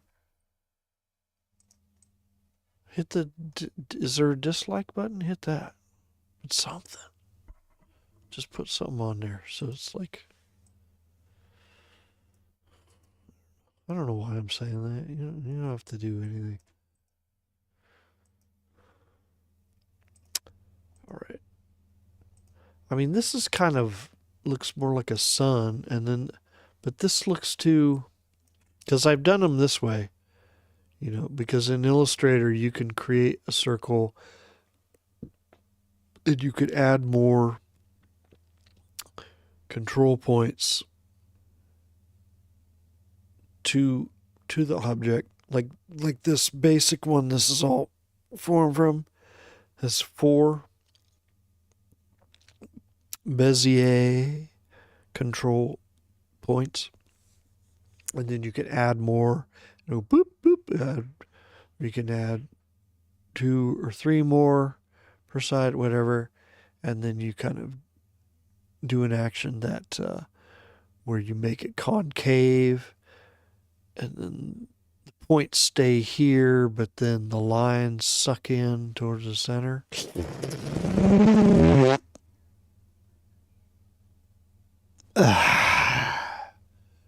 But like this is a little too generic. This is cool. And this is more organic, but it almost looks too organic, like it's some blazing fiery sun. So I don't know. I don't know which one to use of these. Because you can see where I've made them myself, I'm not altogether happy with. Where there's some of these spaces are a little wider than others to try to make it. I'm not trying to fool anyone like I drew this by hand, but it's not so Adobe Illustrator punk and bloat action filter, whatever. So I don't know. This just looks too much like a flame, like a sun, like it's too much movement. But this is just long, short, long, short, long, short. Oh, I don't know.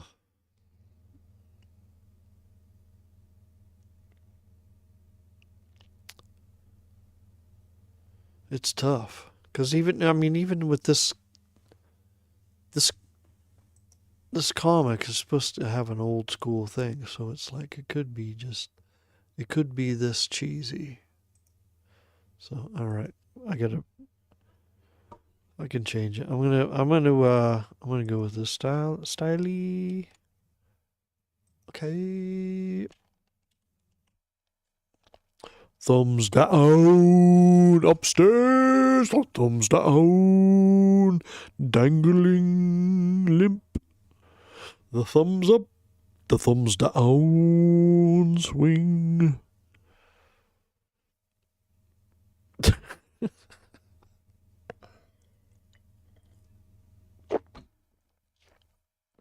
God, it's 11:45. This is the most unproductive thing possible. Okay, balloon. I put a balloon. I pasted a balloon upstairs. Fear is a break in love's chain. All right. How about I put the italics and the quotes and make everyone happy. Fear of a blank planet. tell me you didn't hear that. Jade.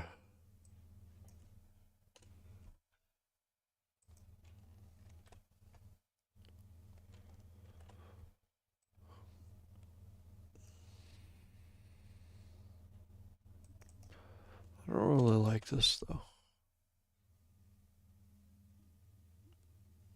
I can't do Love's Chain.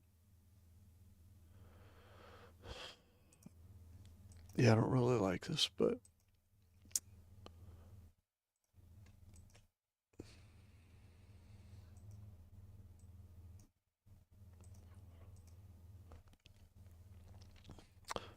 all right, gotta do this visually, and I will line up this blue guide they got going on with pretty much exactly. I think it's all right. Let's see what. So now, still got to work out a lot of shit. Okay, so that's fine. We're gonna see what the balloon itself looks like, but the placement, bro.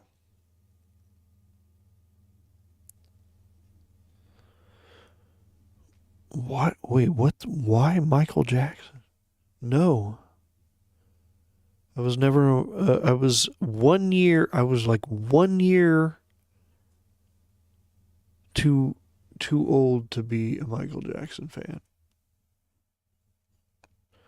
Everyone like 1 year younger than me, like Michael Jackson, and 2 years younger than me, Michael Jackson and Prince's Genius. And it was just like, and everyone 2 years younger than me, Goonies was the greatest movie ever. And I was like, those fucking fuck those brats. I don't want a movie with a bunch of brats. I wanted to be Han Solo. I wanted to be Conan. I don't want to be Short Round or fucking R2D2 or Herbie the robot or whatever.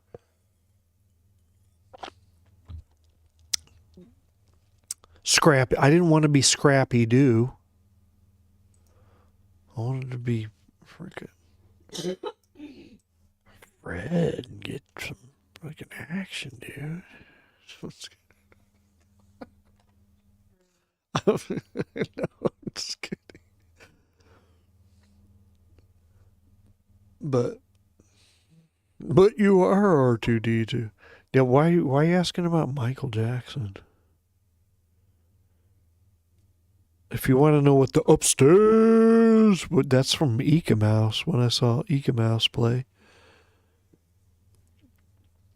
he was giving props to the audience or something, and he's like, he was looking out. He was like, "Your ganja smells so good to me," because everyone's smoking weed in the audience. And then he's like, he was looking around, and at some point you saw his eye, because he's in the spotlight. He looks up and he's like, upstairs. He noticed there's a whole balcony of people. It's a kind of a small club. He's like, upstairs.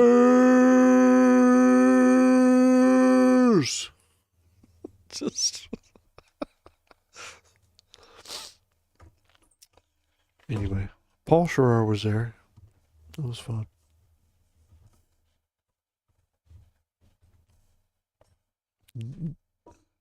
MJ. Oh, did you hear? Did you hear her go, really? After she's behind the green. She was behind the green screen. And I said, I wanted to be Fred. I wanted to get some action. Yeah. So, really? Really? But yeah, I that's a side thing, like, oh, Captain America and Bucky. And it's like, we're going to put Bucky in because all our readers are kids and they want to, something they can relate to and be. No. The kids wanted to be, like, I was like, none of us want to be Robin or Bucky or any of these fucksticks. We want to be Batman. We're little prepubertal kids, and we want to be Batman, and we want to be fucking Cap. We don't, like, I always hated just no. I want to be Godzilla. I don't need Godzuki. And Godzuki, da da la la la la. Fuck you. Insulting. As a little kid watching these cartoons, that's fucking insulting. Godzilla's badass. We don't need a cute guy. And Godzuki, he's fucking funny as hell. I don't need that to draw me in. I don't want to be like, fuck you. Insulting. All right. I'm about to, I'm tearing up here. Really, my soul is really. I am Gundam. Yeah, but see, Amuro is Luke Skywalker.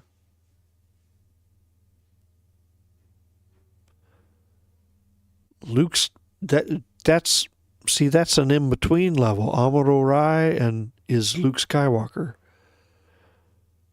Not Anakin in the fucking prequels. Luke was like, I know I'm ready, this and that, but then Anakin, Annie, like, whatever, dude.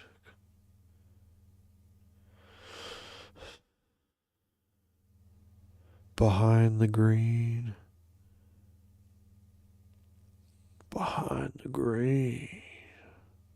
She's talking about cash money, bitch. Shh. Make it rain. Make it rain for no reason.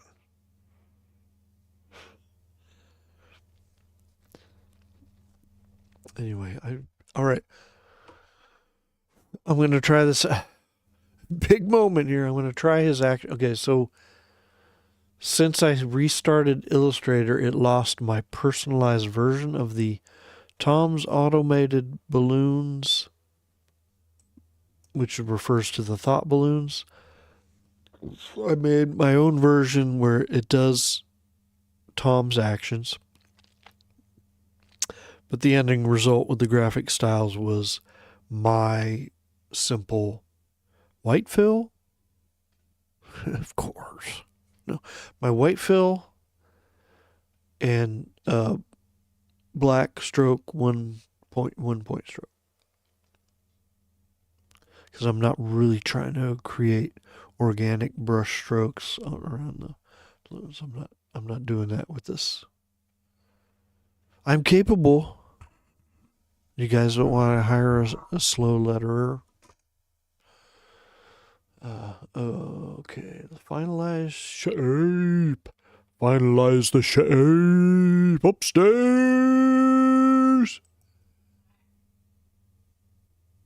Okay, did you hear that voice? That said, hi. Did you hear that? I hope not, because I fucking hate it.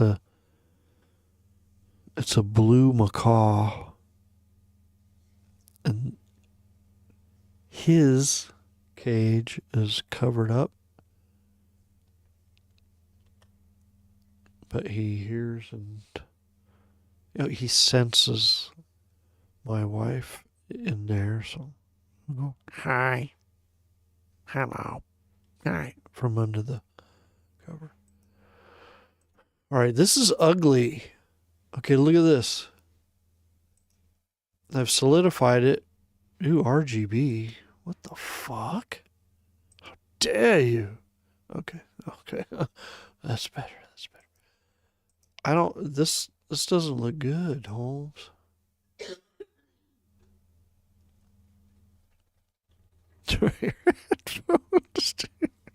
I don't want you to hear this shit. Fuck. I don't want him to hear your fucking bird. or that, or that little shit.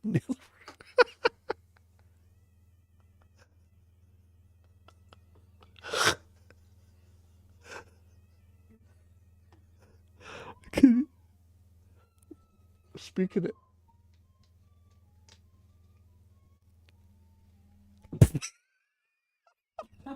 okay, if you heard that was pretty much epic.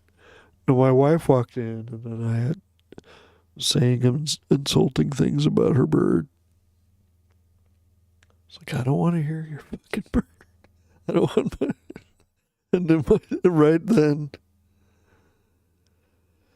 my son was like going, it's like, yeah, I know it's almost midnight. And I know you, you successful parents, you out there in my legions of fans that are able to control every utterance from their child, and I can never live up to your standards. I'm a shit parent. Oh my younger, it's 11:56, and my younger son is going, yeah. You're like, oh, call child protective, services. I know when my younger son takes a shit, it's like all all hands on deck. I've got an announcement. Yeah, it is summer. So he doesn't have to wake up at 6:30 and get his ride to his school, which is in fucking Culver City. So I'm not tripping on him. Did you hear that?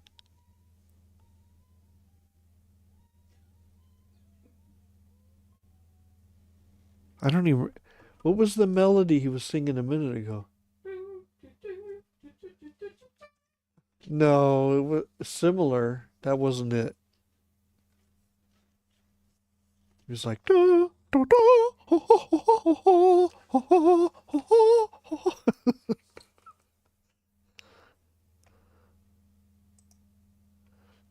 Christ, what am I doing? Okay, so I don't like this. I don't like these results. Back to the lettering thing. Because all these are jutting up. See, look at okay, if you can watch my cursor, this is a big, weird gap. But these gaps are okay. But then wide ass gap here. Like this should be. I mean, I don't want to have to. I just don't want to have to. I could go like this. Oh, wait. Let me get this. Okay, I'm selecting just these. Zoom in here. I'm selecting just these points. See how these points are white? They are not selected. So, it's like I would tend to. Let's go in the middle. I would tend to want to go like. Or something. To even it out, but still. I feel like I don't want to have to tweak it, because otherwise I would just go back to how I did. I mean, but then look, this was jutted out here and this was not. So I don't know. I'll probably just go with it, because I don't. What am I getting paid here?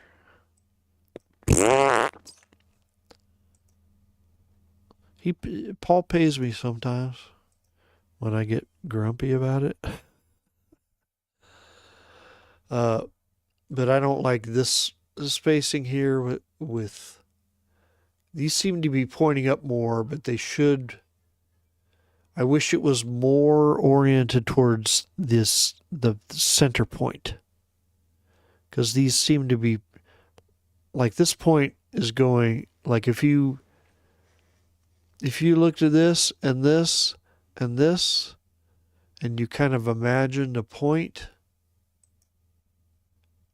it would, you know what I mean? You imagine some center point would be down there, but I think they should emerge. They should be center. You know, the burst should be. I mean, that one, that one's is the success. You know, but then here, meh, here, no. But I don't want to. I don't want to do all that. Did you hear that part? So, breaking the chains around. Is she quoting Dawkins in the 1940s?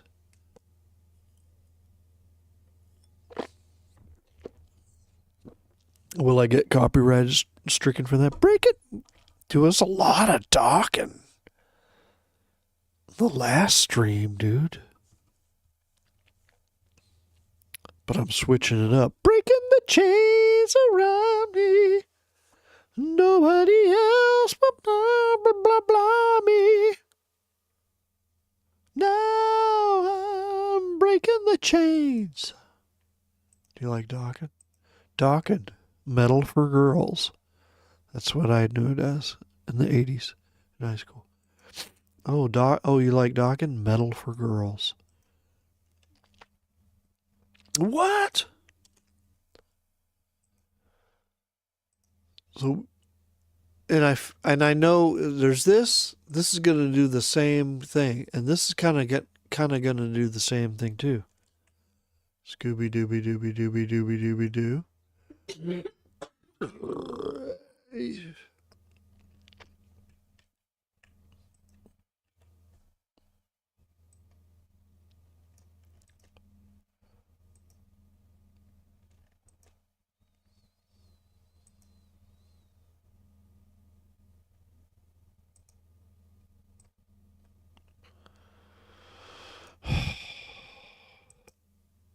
Man, I really took a hit for the team.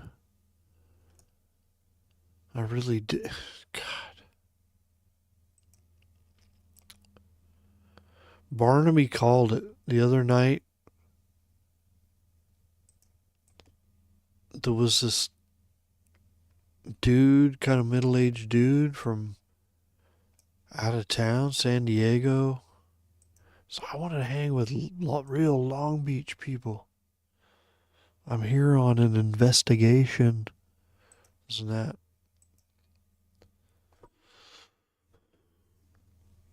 And I was just being friendly, and I was like, "Oh, I'm interested in this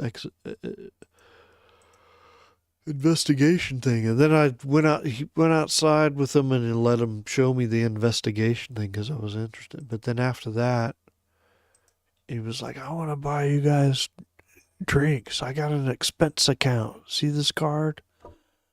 You guys just order it.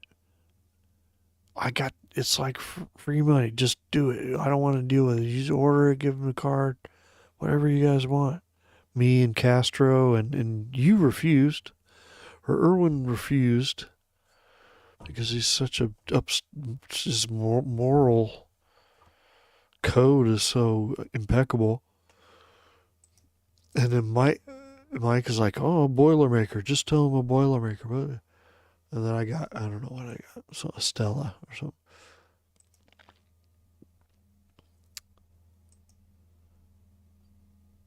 And then it was like, yeah, whatever, right on. And then,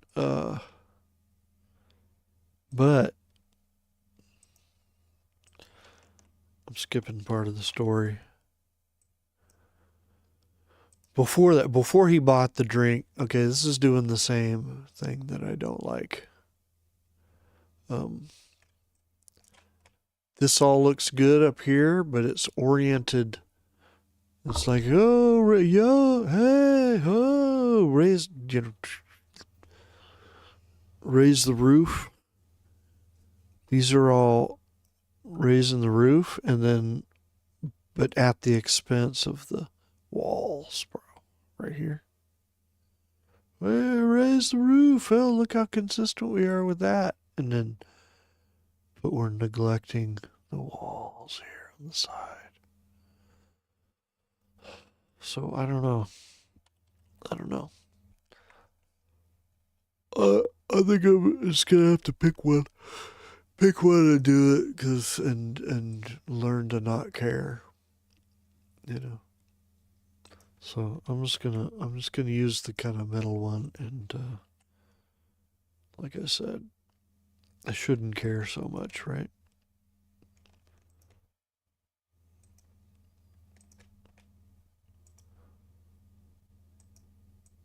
It is a way, but Erwin, I think in a way you understand why I sweat the details, because you have your own sweat the details thing that are probably more important than the details that I sweat. But I think in a weird way you can relate to why I waste time with this shit in a weird way, not a direct way. Okay, so the guy at the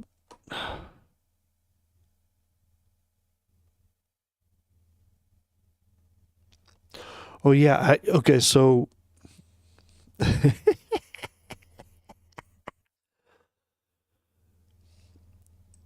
in the past, I would I in the past, like I would have just blown the guy off, made zero eye contact, just like bro, like. But I try in this current era, I try to be more like a normal human, that's friendly and not so dismissive and snobby of people, or um,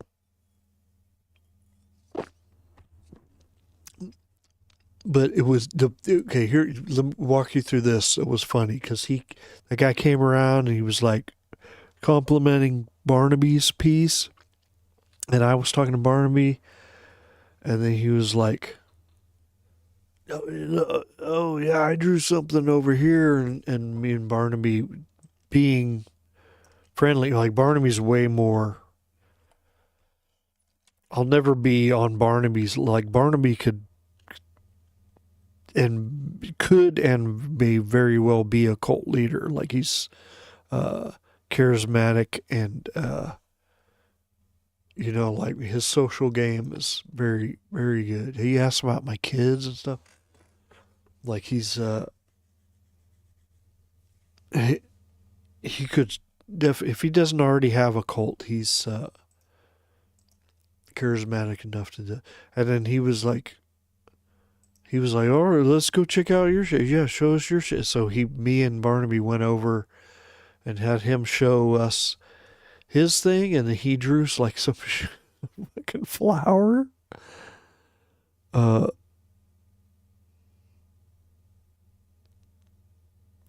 no way.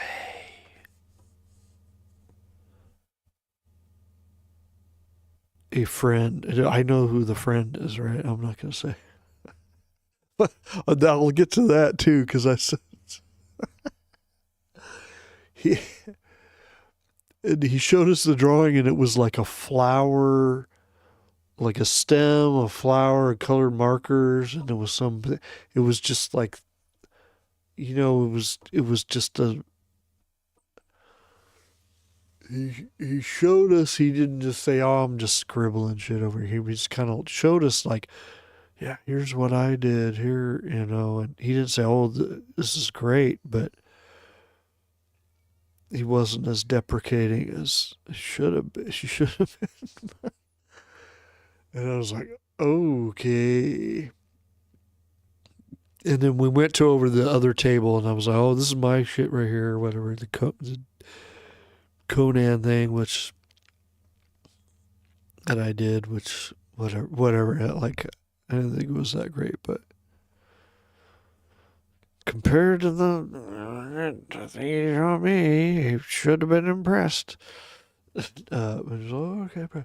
And then, I don't know, and he kept talking, we were talking, and then Barnaby goes, all right, I'm out. I'm out. I don't know what this is here. If you're like, what you're doing here, Bob, taking a hit for the team or what here, but I'm out. Okay. Just cracking up laughing.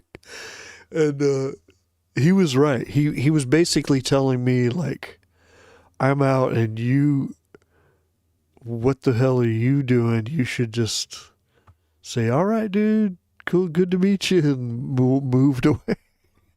I think that's the subtext of what Barnaby was telling me. And,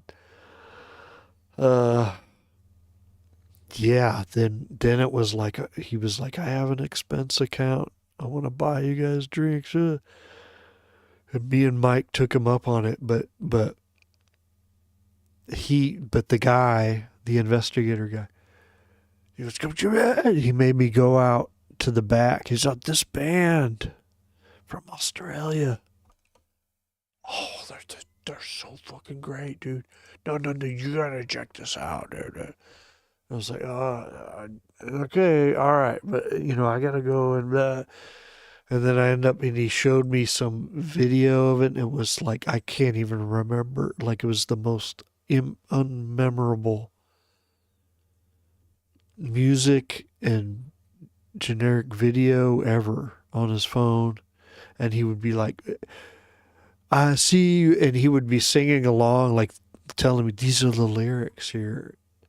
And they were the most generic lyrics. He was like, I see you, what you're doing over there.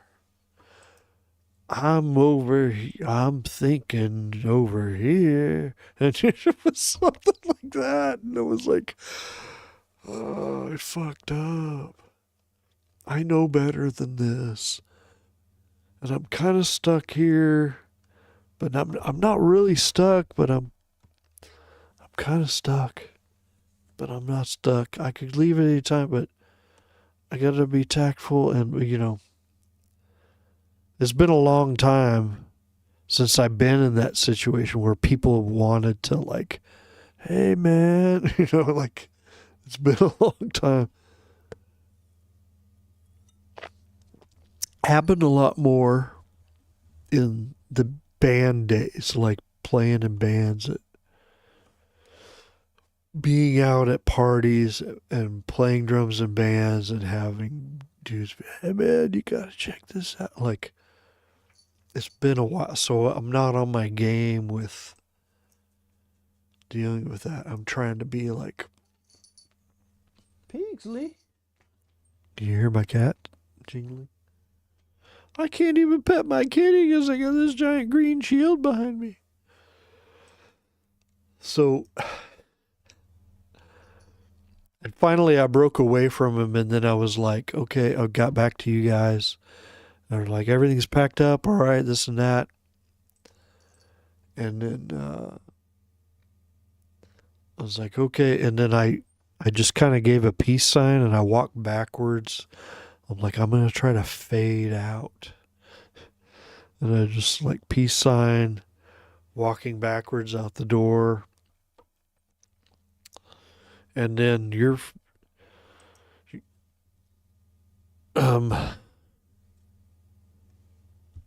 that's my Pigsley. Oh my goodness, my pretty Pigsley. Hello. The prettiest of the Pigsleys. Oh. You want to be on camera? No, you just want you to burn. The window's cracked open. She wants to enjoy the breeze and one last caress. Okay. And yeah, and I kind of faded outside, and like, I'm gonna summon my Uber and kind of hide outside until it's time, because you guys were done picking up. And then but then I think the friend you mentioned, came out like, what are you doing? And I remembered something from earlier, what you said, and it was like, because that friend was hanging with the dude, and I was like, what? They're kind of friendly, and then you're like, oh, well, he bought her a drink or something like that. I mean, not friendly, but like hanging out, and I was like, what? It was weird. So she was like, what the hell are you doing? And I was like, oh, I let him buy me a drink too. Or something. I don't know if she got put together what I was saying or not. You do though. I'm like, oh, I let the guy buy me a drink too. Um, anyway, I got my Uber home, but then I messaged Barnaby the next day, and I said that guy, the investigator guy, he drank my blood and drained me of my soul. I need to go back to my old guarded ways where people thought I was really snobby. I need to go back. I need to dial it back to. Anyway. All right, let's do some lettering. Let's see what this looks like. I'm just going to go with this because if I make these myself manually, it will do the same thing, and then I'll infinitely be tweaking the left and right sides to be even, and it is not worth it. And I will use one of these tails. These tails are great,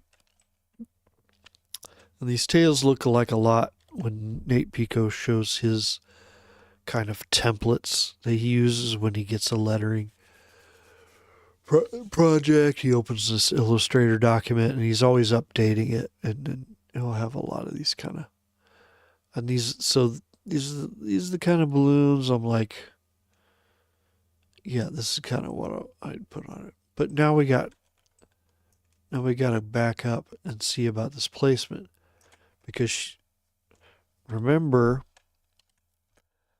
this is I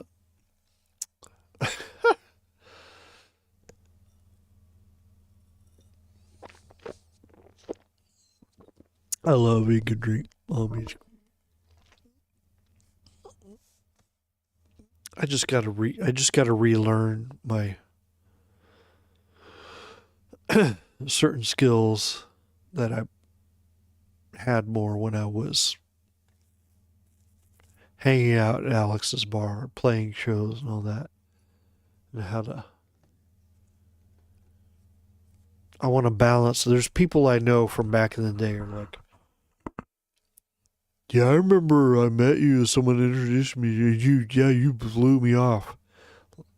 You just kind of went like tilted your head and looked away, and the guy would that same guy would tell me that like 5 years later, 10 years later, every time I would see him, he would remind me of how I snubbed him, and I didn't even really know that I snubbed him.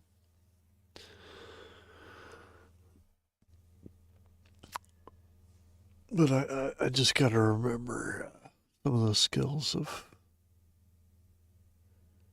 I want to be more friendly, but I got to dial it back a bit.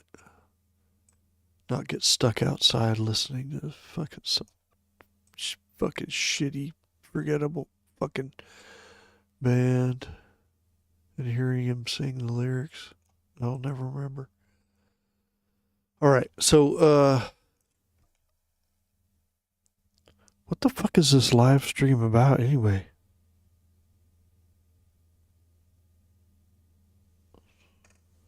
Wait, what?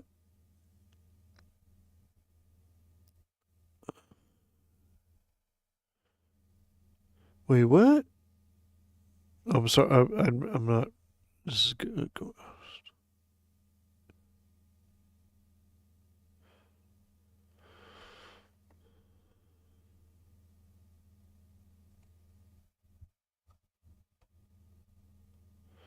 Oh wait, are you? No, I'm talking about. I'm epitomizing the view that I'm like a snob guy. Specific dude that I actually did see at the Mesthetic show.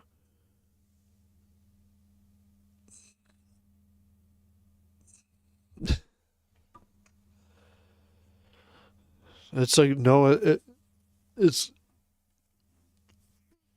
I know.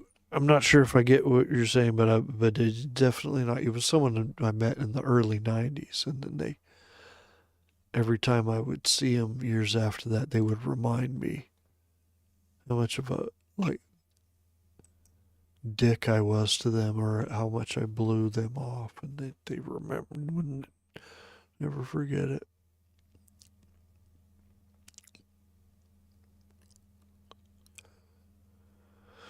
Okay, so Scarlett, see, listen to the amazing. Or bubble three. Machine repeats Scarlett's words. Fear is a big change. Okay, so that's fear is. Oh, italics. I think we decided that we're doing quotes and italics. Okay, I'm gonna do that, and that's a 1 point stroke. Okay, and I'm gonna round it. I know these are nice points that are not Lansing, but we're gonna make it consistent with the rest. Okay, but again, the full page is panel one, and then panel two is just this isolated thing. So to put it, and then her recording device is down here. So we would want to put it there. Okay, so let's look back at the script.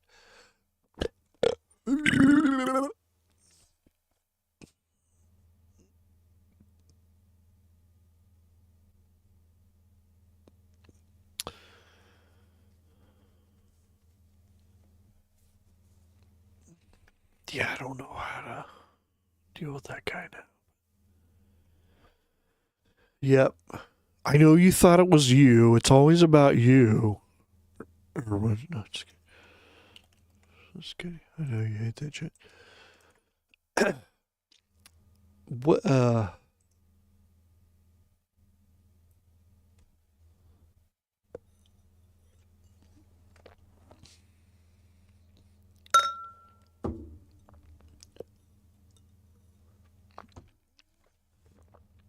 Okay, I'm gonna try something.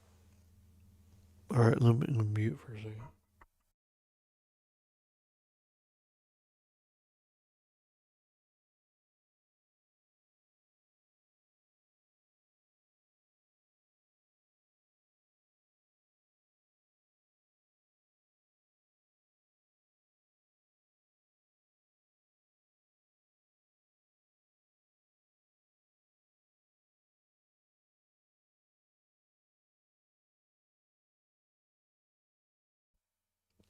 All right, I'll be right back.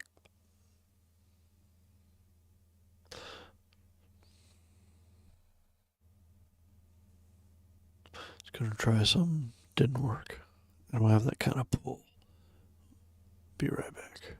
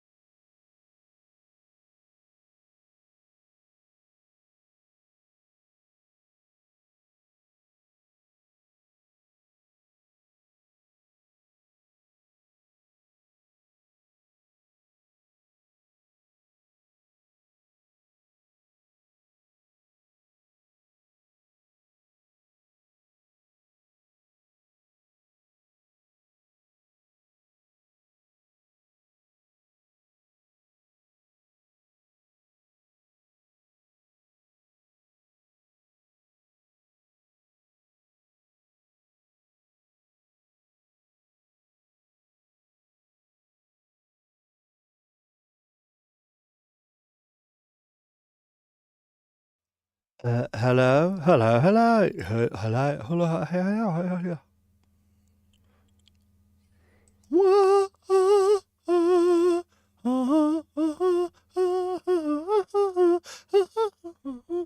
Rum.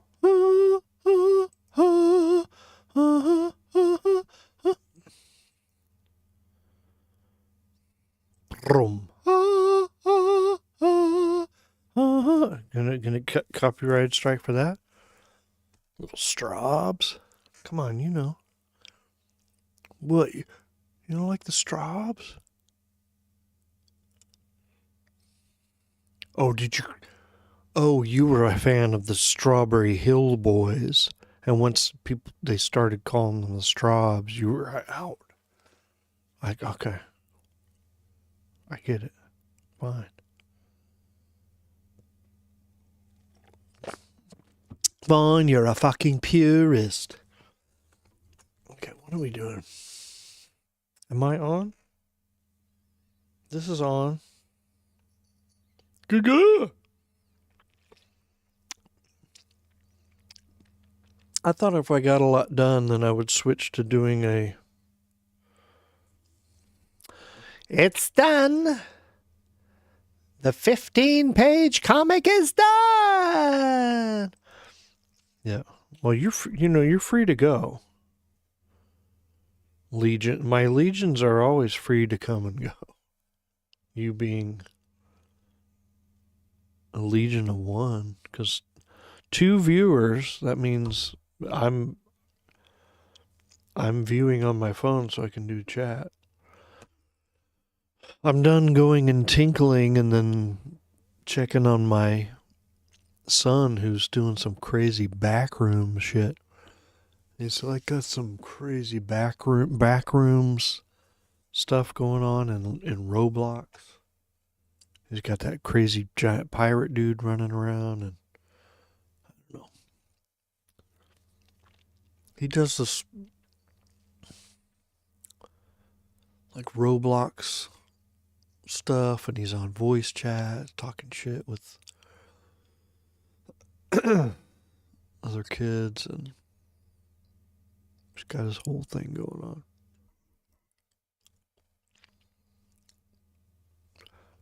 Yeah, done letter. Oh, there we go. I did like half-ass. Okay, so where were we?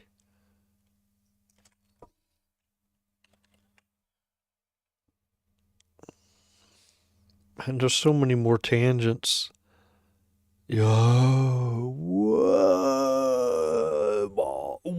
my God. Mind blowjobbed. Mind blown.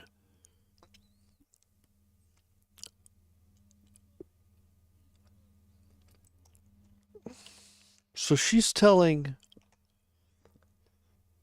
Benmont, I think she has a little attraction to Benmont, but she has ambition to be an actress, so she's like hanging with these scumbag Hollywood dudes and something like that was going on, but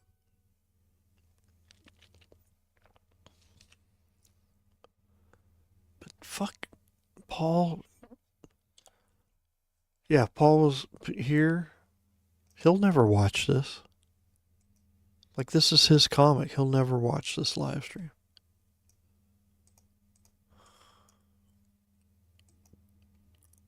He'll never fucking watch this. Fuck him. Fuck him, dude. Just kidding.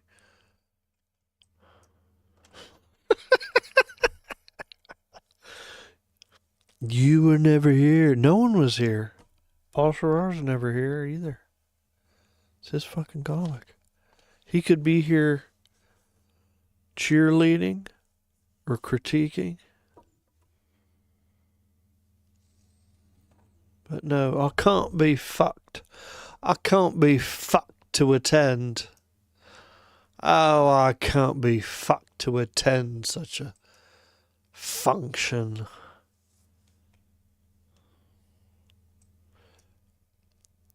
But oh, oh Benny, don't be jealous. Let's see what there's.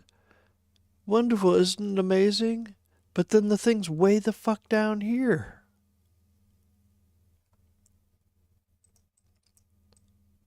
I can't put it.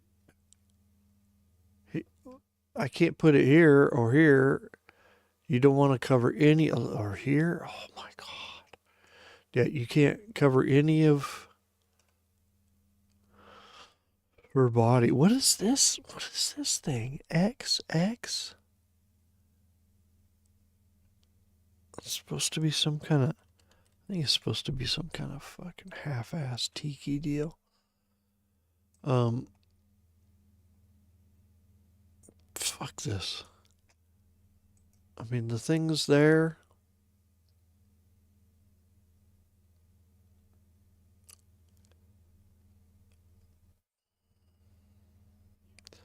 How much distance are we doing?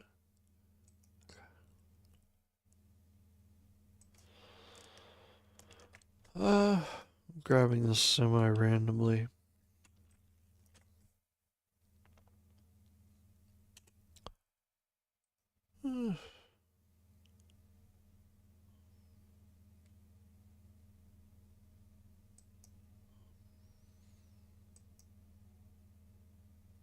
I'm gonna grab that one. This one was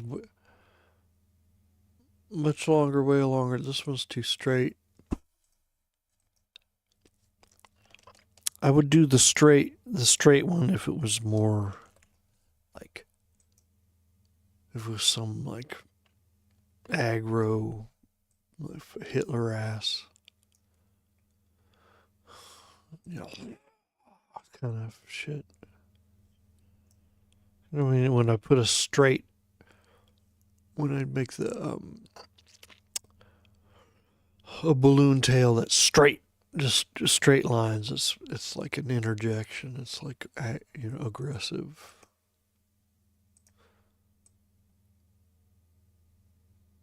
Yeah, that was fun. No.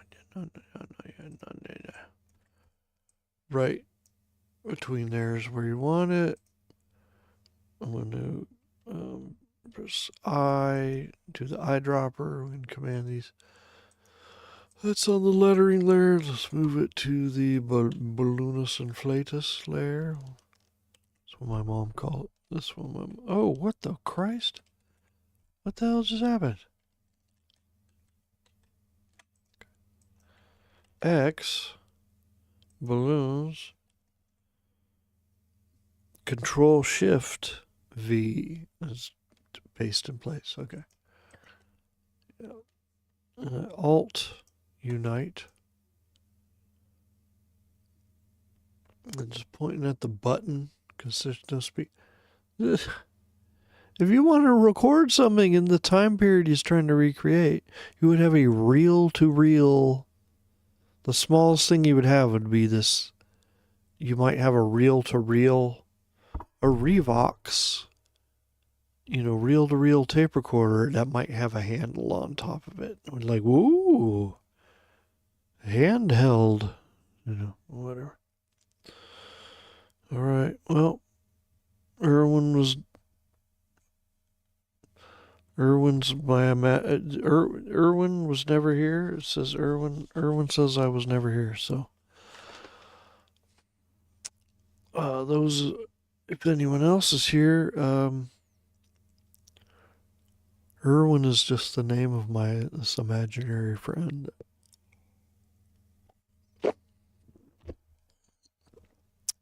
An imaginary friend.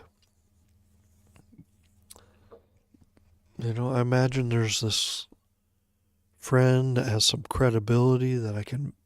Oh yeah, I'm bouncing off this credible friend in the world of art and comics, and should I? Okay, look at this though. Is this okay? Let's see. Talking about micro tweaking. All right. these joins bother me here. And if I could possibly if I expand this, then I would go click these uh, corner points here, and then these circles will allow me to round the corners. And I can plug in under corners up here, I can plug in an exact radius, or I can pull on I have this point here selected, shift, this point here, so only those 2 points.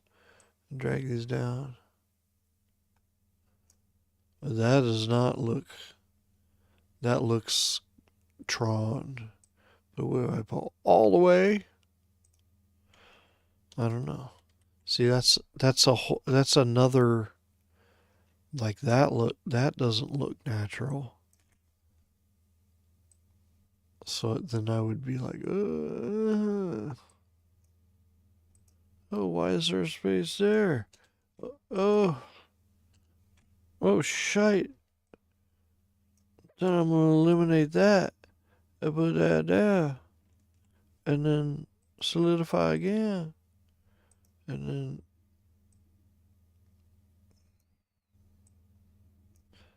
then I'd be tweaking this. All right. I get rid of that and I go,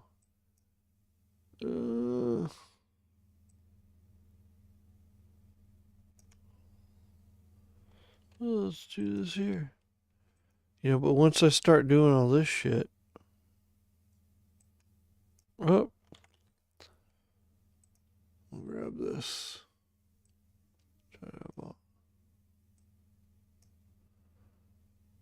Then I'm just tweaking out. So I don't like that either. So I don't want to have to do that for everyone. Oh. I'm on a first name basis with a special friend. I had some doubts, but they're here for sure. They just said hi to me. And they use my first name on a first name basis. So I'm so happy. All right, we'll go back to that. Now, so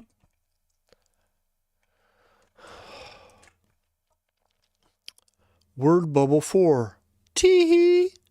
And then she goes tee-hee. Now this, my choice, even this is a speech dialogue balloon. Tee-hee. Like, I didn't write the script, but when people make a sound, kind of more make a sound, even if it's like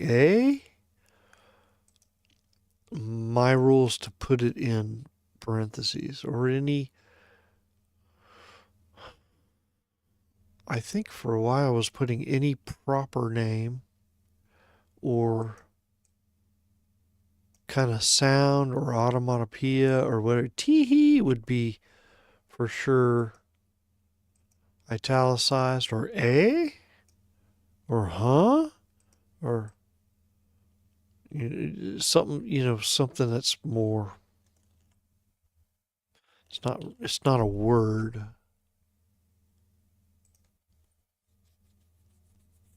I would italicize it. And a lot of the old comics, there's a lot of mix of bold letters in there and this and that. And I remember doing that with the Potato Movie script. I remember every line me going, oh, that should be in bold or italics, and it wasn't in the script. I had to make all those decisions. He wrote it like a movie script, and I decided what would be.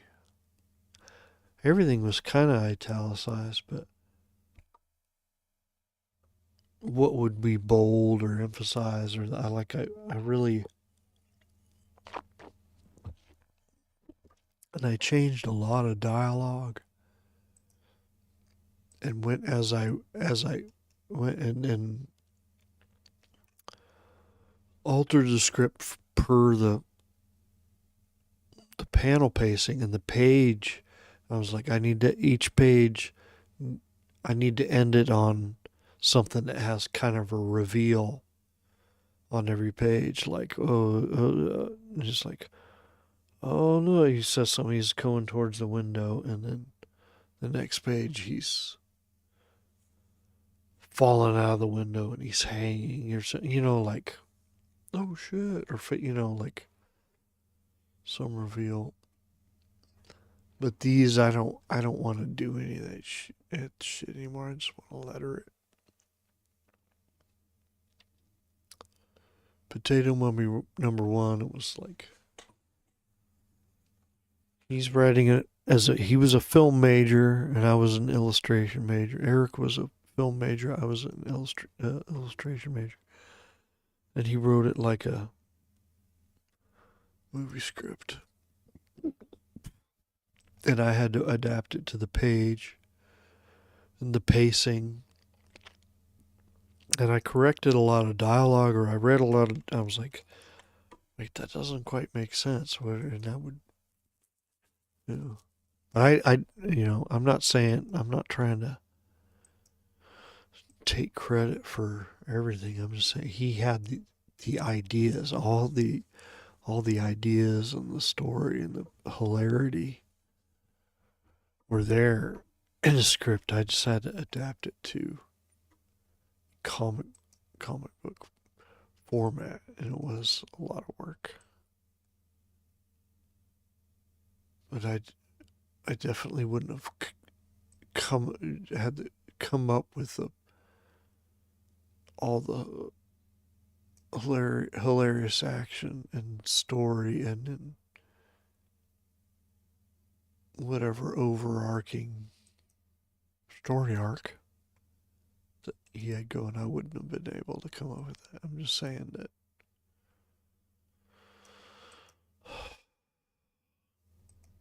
And I didn't want to do that with this one. So panel 2.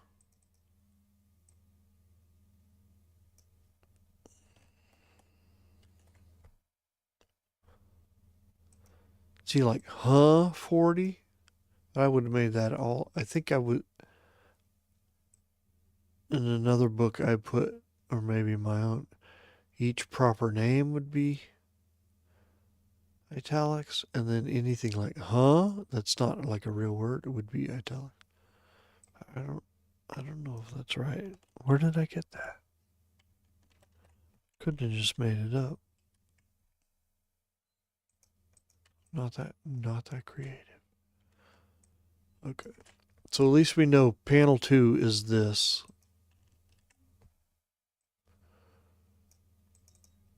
Two dogs feel jealousy. Pooch. A 40. I'm already working on the musical. Oh, Christ. Let's see. Who wants to live forever? Copyright strike. Queen. Highlander soundtrack. Who wants to fucking live forever? Which came first, I think. Do you want to live forever? Who wants to live forever? Right? Conan, do you want to live forever? The ghost of Conan's main squeeze in that movie.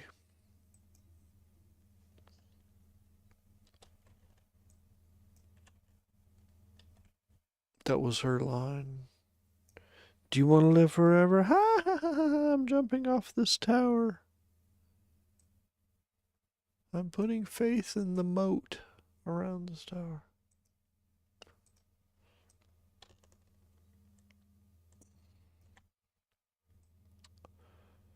And then the tearjerker song from Queen. The Highlander soundtrack was Who Wants to Live Forever. Alright, I'm going to tweak this out.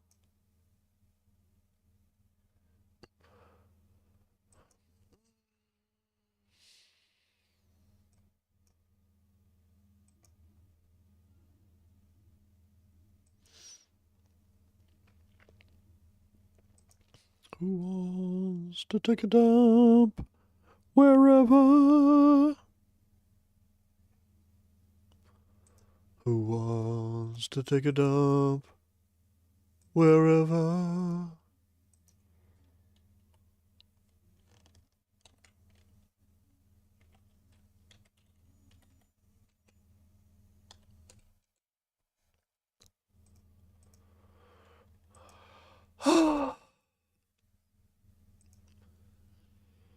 I'm sleepy and my eyes are going because I didn't have my...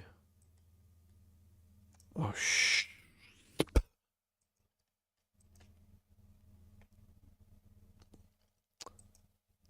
Oh, because it's almost 1 in the fucking morning, bro. I do clock into work at 6:30. But I didn't have my... I try to do a half-hour power nap for my lunch break.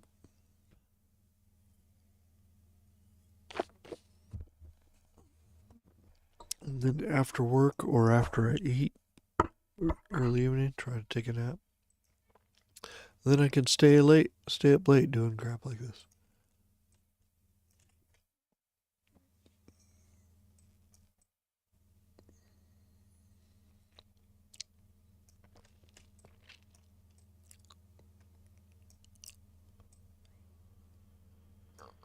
Well, they say it's always best to have it above their heads.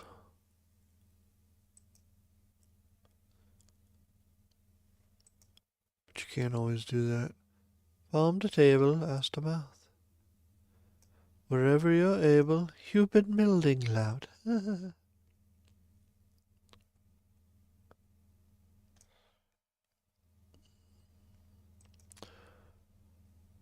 By the way, I do have a book out where I did do all the artwork. Not just doing lettering for a friend. And it's called Doug's Balcony. So if you are subscribed to this channel, you will see the video version of the book. Shite. It's called Doug's Balcony on my channel. YouTube channel called Gazulture.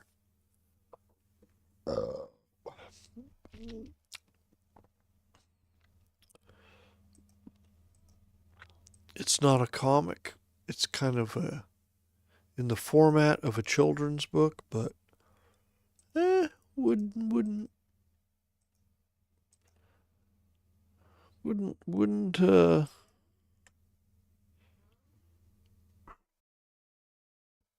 someone creep it.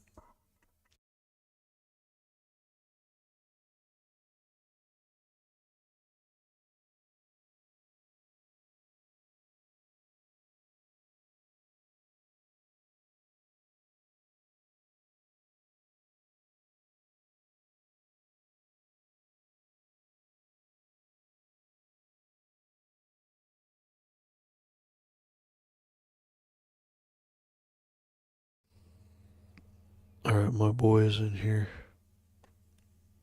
He's whispering. I doubt it.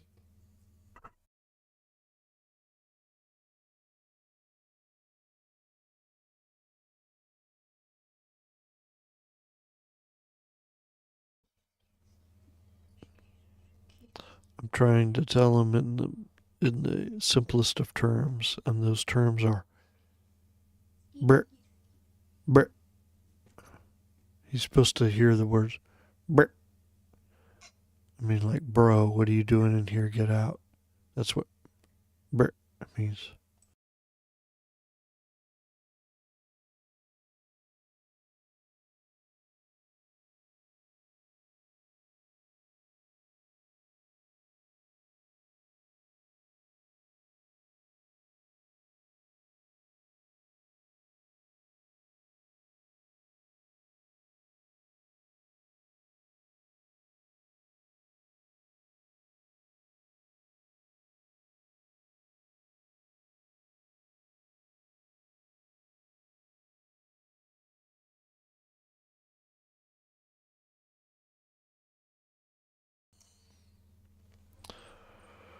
right. Well, anyway, my younger son came in.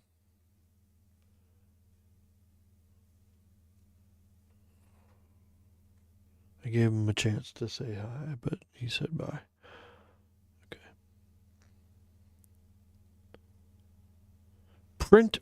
Printing the. Okay, you're still doing Kickstarter for that angriest war ass. Okay. Okay. Okay. I guess that means a lot of fucking orders, dude. Um, house. House.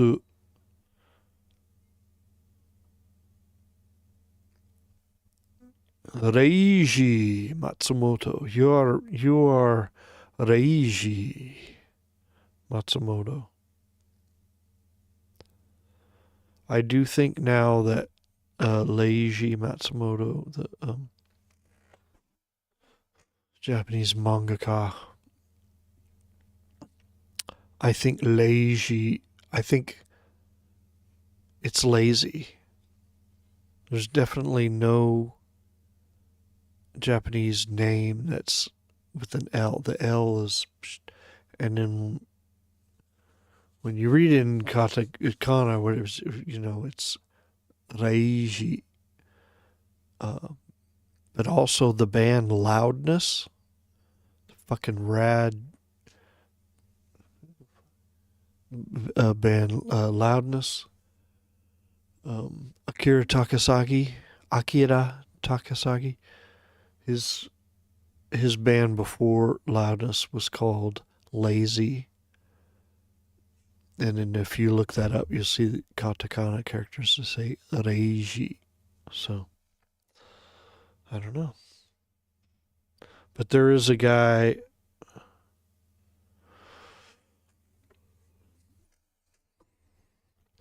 Yeah, I'm sure there is a guy on the Discord that will correct me, because I remember like saying, "Oh, I love Leiji Matsumoto and fucking Harlock and Emeraldus and Yamato," and it's just, and then he was like, "Well, he didn't create this or that, blah, blah."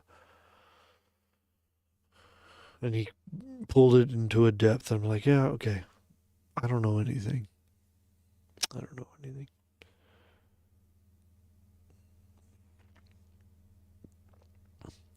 But to write the English word lazy in Japanese, it would use the katakana language, and it would be reiji, and that, like the band Lazy, that's how they did it. So I think, I don't know, how did we get here? How do we get back to? I was reprimanding you for fulfillment, for limp fulfillment.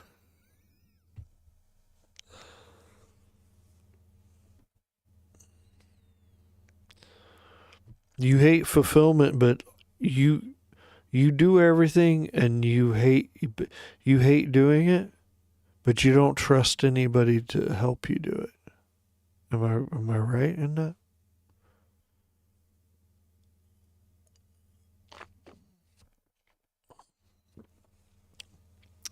Just like setting up and breaking down the Ink and Drink events. I think you're like, I have to fucking do everything. First to show up, do everything, and I'm last to leave, take everything. But at the same time, it's like, I think if anyone wanted to assist you in that, it's like, yeah, I hate fucking doing it, but you suck, but everyone else sucks. And they're gonna fucking do it wrong, and I'm just gonna be pissed, more pissed.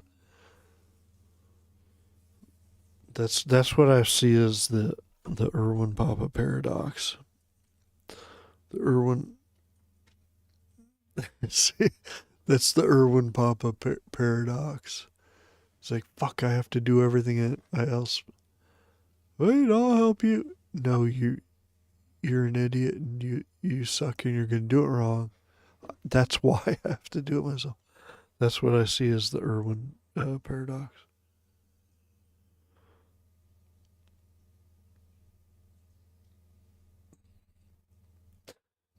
Yeah, it's funny, but yeah, it's funny. Well, but I've seen you try different techniques of taping it.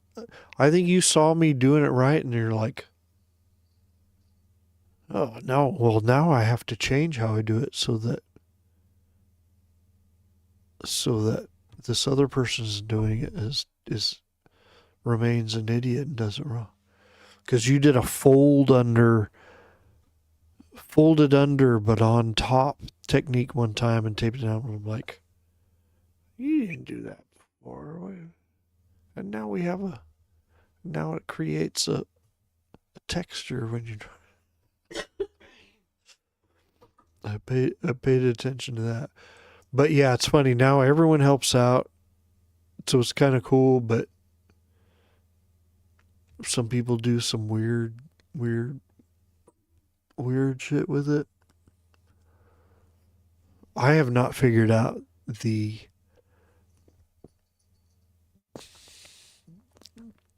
I have not mastered the technique of the round tables yet, but I would like to. I would like to become a freaking ninja with the taping the paper to the round tables for sure, because that's always weird. And every time I'm doing it on the round table, someone was already at the round table, so there's like two or three girls standing watching while I'm trying to tape the square sheet to the round table and do it quick, and like, like they're like, okay, we want to sit back. That's a weird thing. But then as far as the tape go, I was surprised you selected the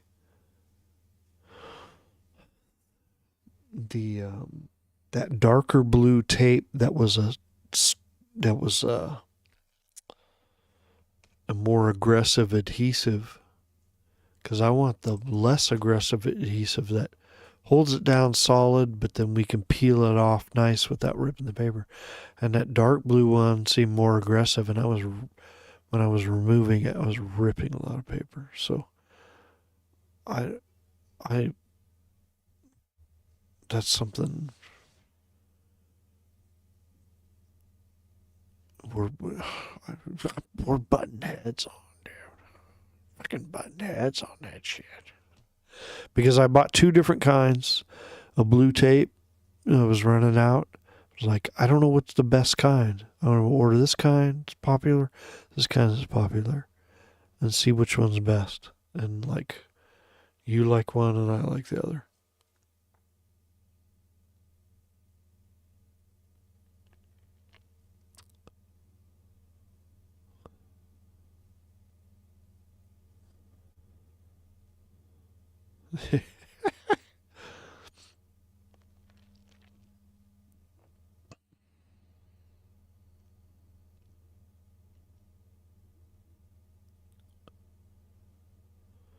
I try to remove all the. I want the more removable tape. So what you take home is just paper and no tape. Like I want to be able to remove all tape without ripping the paper, and you're just bringing home a roll of paper with no fucking blue ass tape. So that's why I was surprised that you like the more aggressive adhesive, that dark blue tape.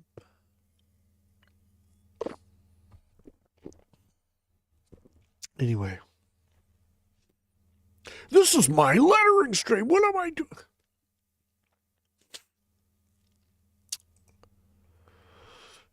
Yeah, multitasking is a myth. Myth? Yes. It's a myth. It's a myth. Yes.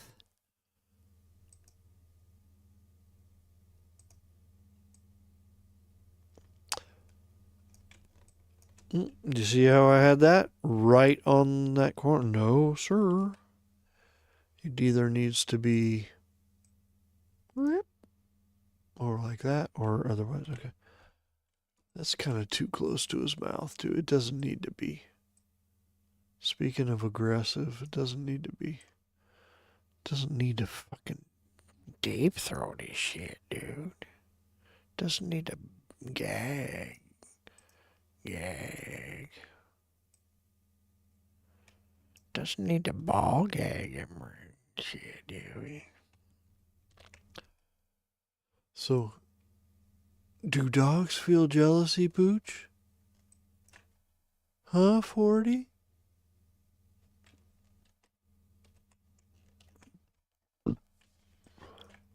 I can give this a little.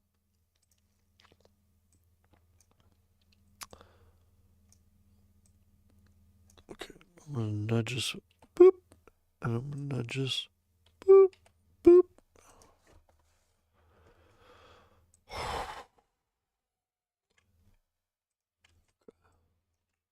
Okay. But tee.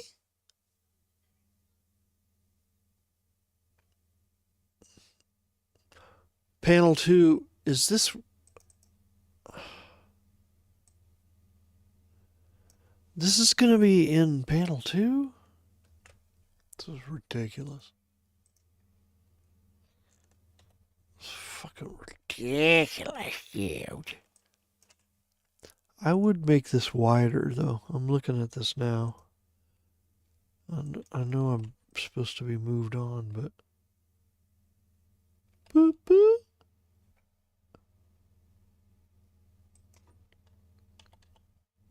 Just because it's so long.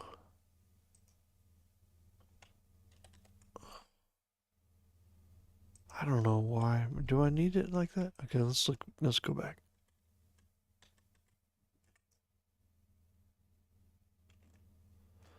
I don't know why.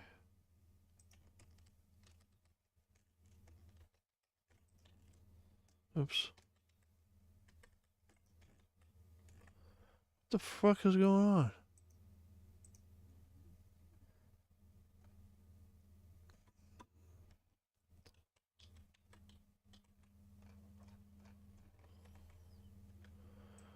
Alright, I'm having performance issues.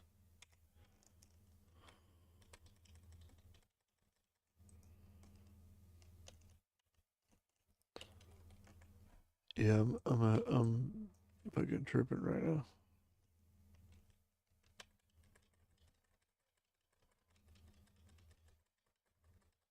Alright, get it back up to where the fuck I was. Okay, and then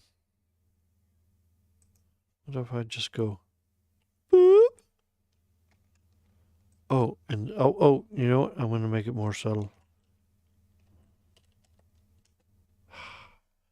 Just barely widened it, and that makes a difference to me. Okay. Let's go into the chat. Okay. Did I miss anything back? I'll go roll back a little bit.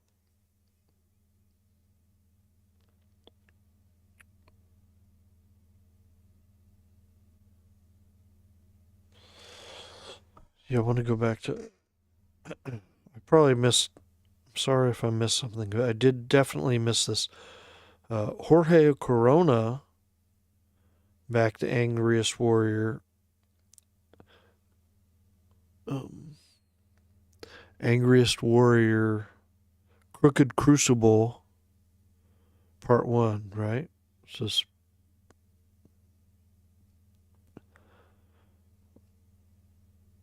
he's Jorge Corona is currently drawing Lobo.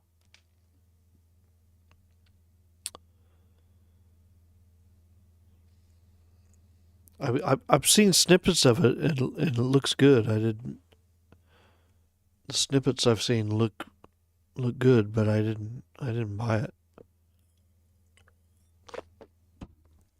because I haven't read. You know, the Bisley era and the Lobo era were kind of after my time, so I have to go back and kind of catch up. And then I bought this one, and I really do like his ink stuff more than his paintings because I was not a fan of the Bisley paintings I was seeing, and I'm not going to go into detail critique why, but his work in this is a little more like Bill Sienkiewicz, like from my time. I would say my time when I was young and avid comic collector. You know, Bill Sienkiewicz I was reading Moon Knight, and then he was evolving into that New Mutants shit, getting crazy, and then getting crazier with the Elektra. So this Lobo book I got reminds me of some of that Sienkiewicz ink stuff when he started breaking away from his Neil Adams influence stuff into the more, like, oh, I'm looking at Drew Struzan, and I'm looking at this, like you know, what I'm talking about. So I got to get through this book before I start buying new other artists doing Lobo. Like, I haven't earned my way until I read that one.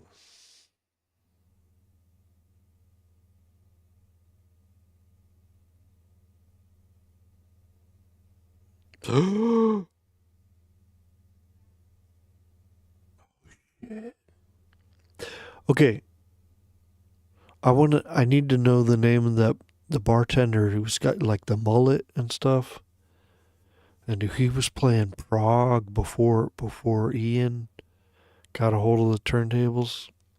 He was almost gonna play Tarkus, and I'm not talking Tars, but I don't know his name. But I'd seen him around when I'd visit Long Beach. I think at other shows, other bars, and he had the most authentic look from when I was in high school, like the metal dudes that would play hacky sack and all that. I would say 1986. He had the most authentic head to toe look of that. And I don't know how old this guy is. He's got to be probably in his 20s, dude. But yeah, I don't know his name, but I freaking love that dude. And I know Zach is the guy who's around there sometimes. I think he works there, but he just seems to be hanging out. Sometimes he'll cover a DJ, and I don't know. I don't think he's just hanging there. I think he's like has a bar back or something. But Zach, fucking love that dude. But that other guy, that bartender with the mullet, I need to learn his name. And then there's another bartender who's there regularly too, but very short hair and everything. Just total different look. I don't know his name either yet, but anyway, what?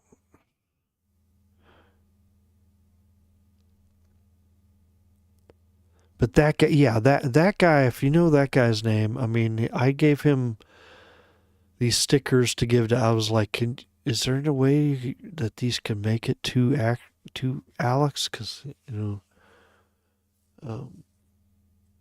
Alex told me on Instagram, he's like, oh, it was some some remake stickers from my band from 1992, and Alex knew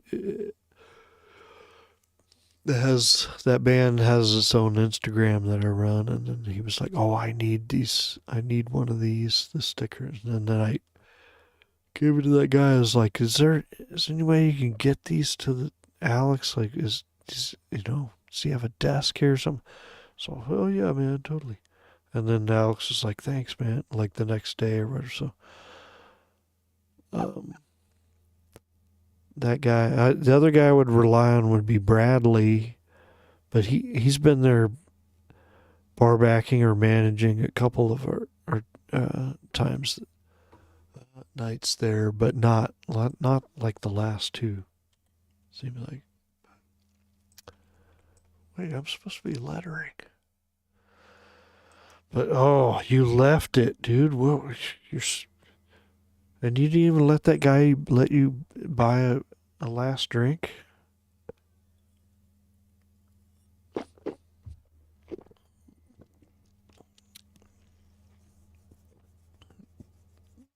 But I appreciate it. I don't know if you that roll. I don't know that roll of paper you brought. If you bought that yourself, where you bought it, I appreciate it. I did say something about like, hey, maybe we can do half the toned paper and half the white paper. No, you're right. The white paper is better. The toned paper absorbs all ink and color. It's just not, you know, if you're bringing pastels, black pastels and white pastels, and you're doing you know, oil pastels that really, yeah.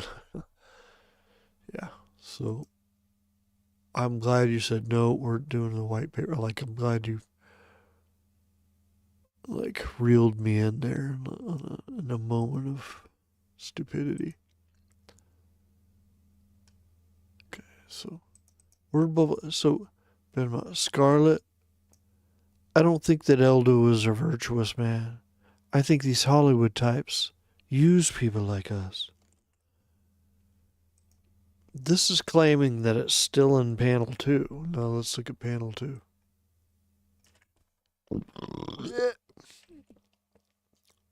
That's where he wants it. Okay. Separate the sentences. First of all, Scarlet, that's a long letter. I'll have that by itself. I don't think Eldo is a virtuous man. That's not good. So, let's see this. It may have to be, that may have to be it, Holmes. Like us. Yeah.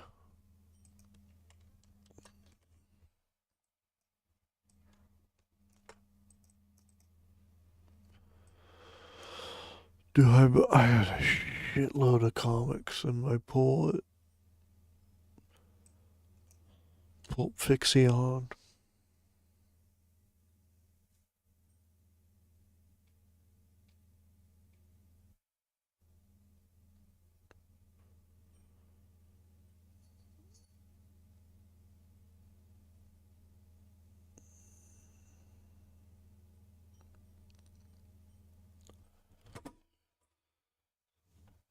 Okay, I'm all right. I'm I'm just an enthusiastic participant. I hold. I like to keep it in perspective that I hold no rank official position in the Ink and Drink Long Beach. I'm just an enthusiastic participant. If I keep reality, I want to keep a reality check, but I have as an enthusiastic participant, I do have opinions. And I regret saying, hey, yeah, half, um, half tone and half white paper. Later, I regretted that because I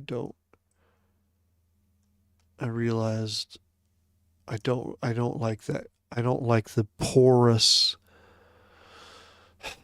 the just the porous, rough, abrasive and porous nature of the tone paper, of that particular tone paper. So I regret saying, "Hey, why don't we try that?" I regret saying that, even though I know. I'm like, well, like when we were doing the Monstrous Inc. thing, and Sean would say, "Well, we're gonna leave it up to the mods to like blow, like don't.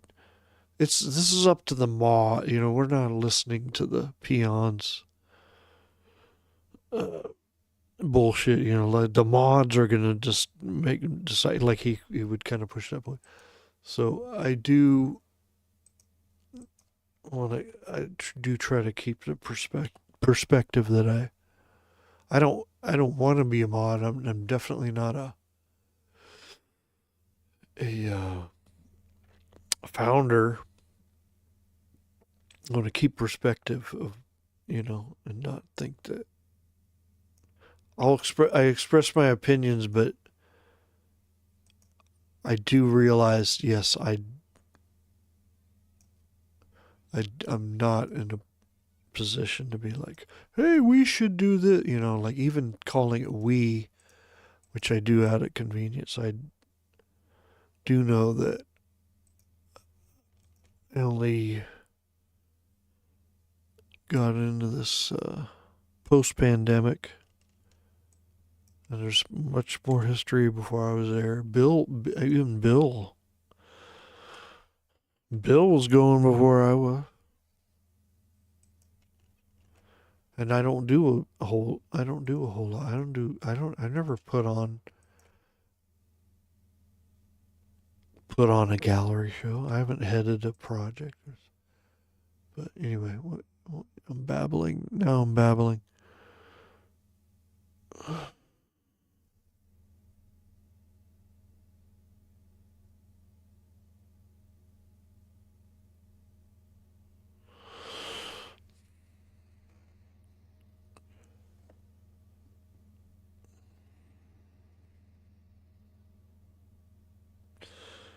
Yeah, the brown papers. I mean, Mike said the brown paper's cheap, and I know Mike likes the brown paper the most, and I like the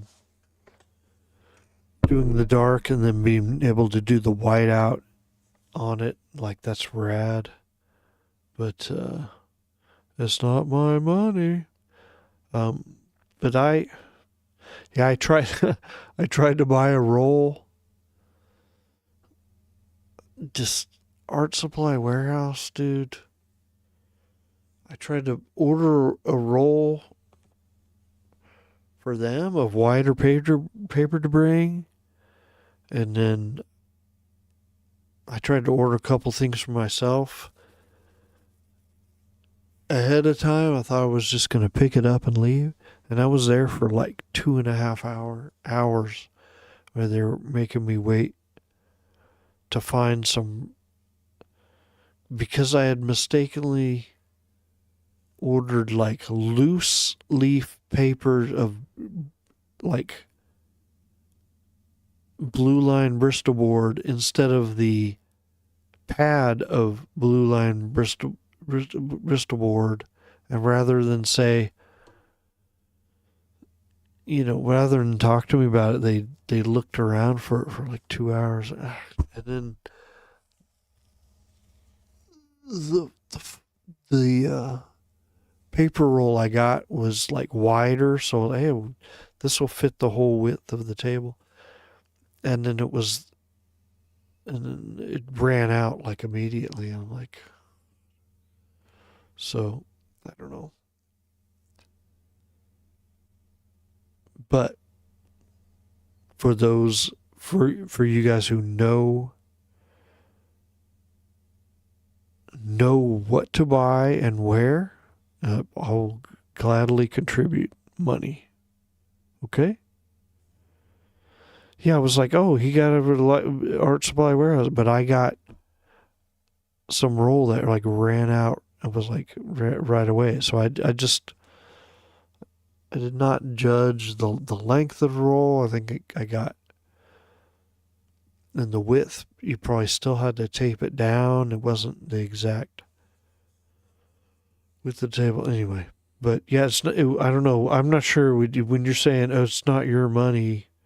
I am, I would, I'm willing to, whoever buys the paper and the white paper and all that, like, I will contribute. I will contribute money towards it, but it's got to be. It's just let me know. Like if you bought a Irwin, if you bought a roll of paper and you're like oh, this is expensive. Like can you put in on this? And I would say how much, and you gave me an amount. I pull out my phone and Venmo you. Like no problem. But there's all the in doing that. There's all the oh he should know. Like well, people should know the contributors and that. And sometimes it's just like give me an amount and I'll Venmo you. You know what I mean? No, no. This is a big part of my happiness. Just like the gas money. Okay, so I don't pay Brain Jam as much as if I have to take an Uber. It's a lot less, but it's something, But I want to contribute something. Like if you said, you bought this roll like Venmo me this, just some way, something. If I knew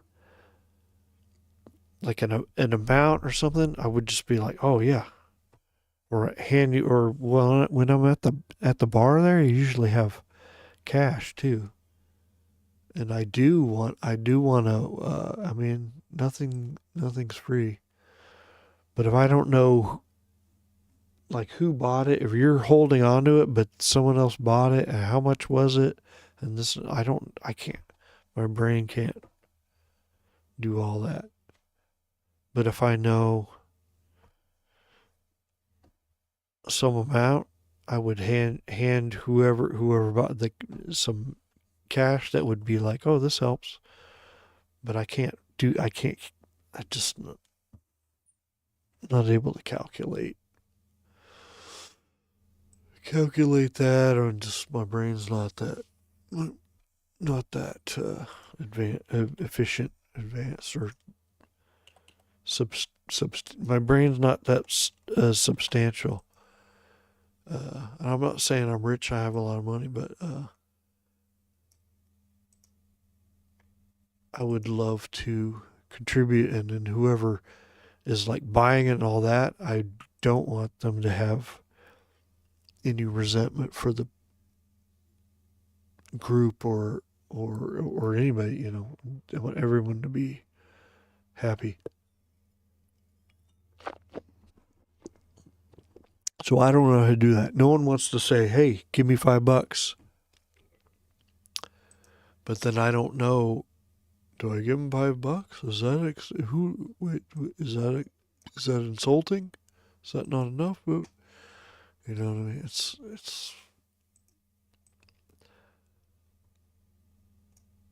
I don't have the skills to do all that in silent and without any words.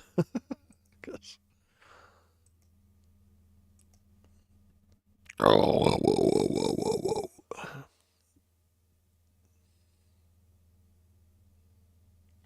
the pain of your existence. Okay, what that roll you brought and left at the fucking bar?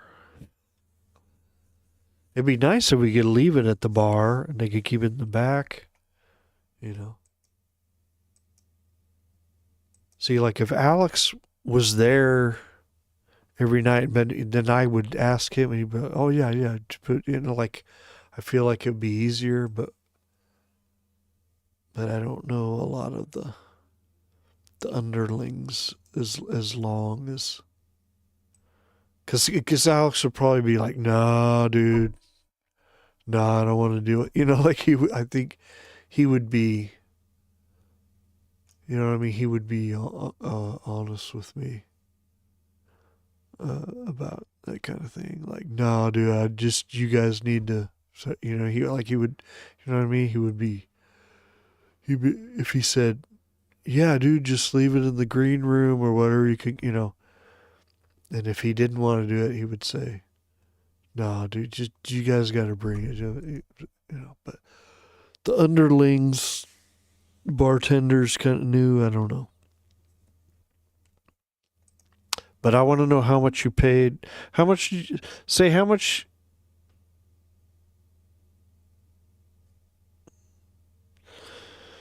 Yeah. So, but there's so many people. It's like, okay, we got Phil.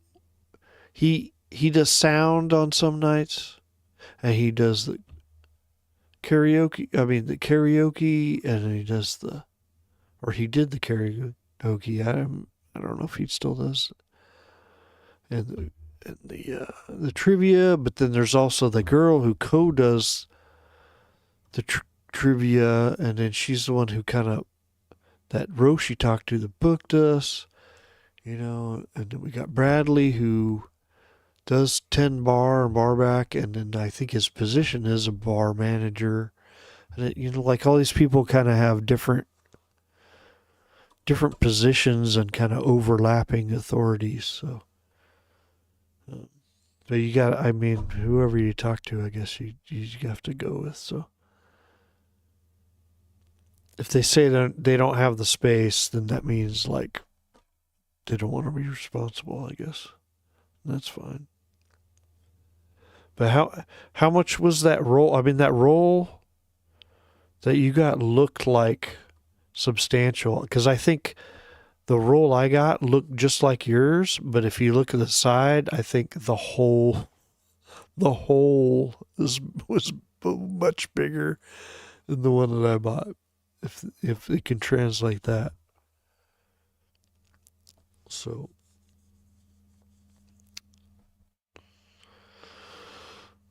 I don't know the total that you paid for that roll, and if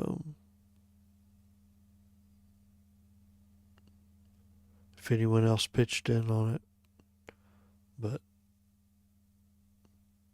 I would like to, because it's my one light. It's the only time I go out, once a month. Except for this month, I went out 4 times.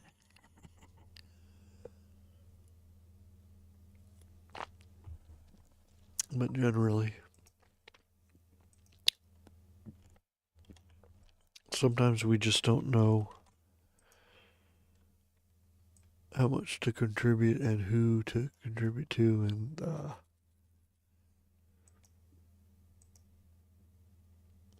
it's not because we're bad. That bad. All right, so does this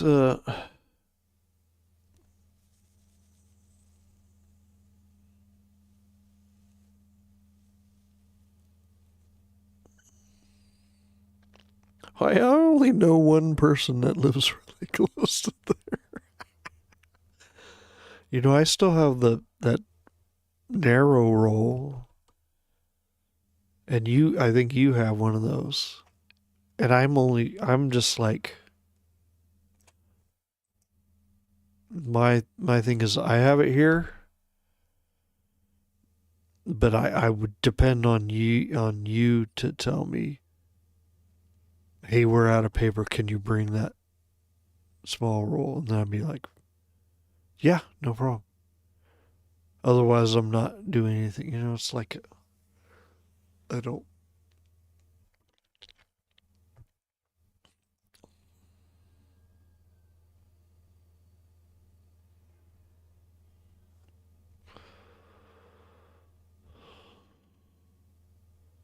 Yeah, but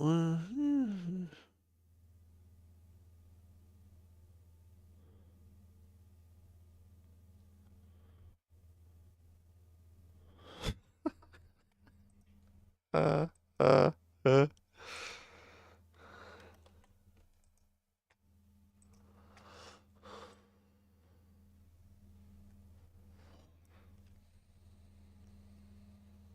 Yeah.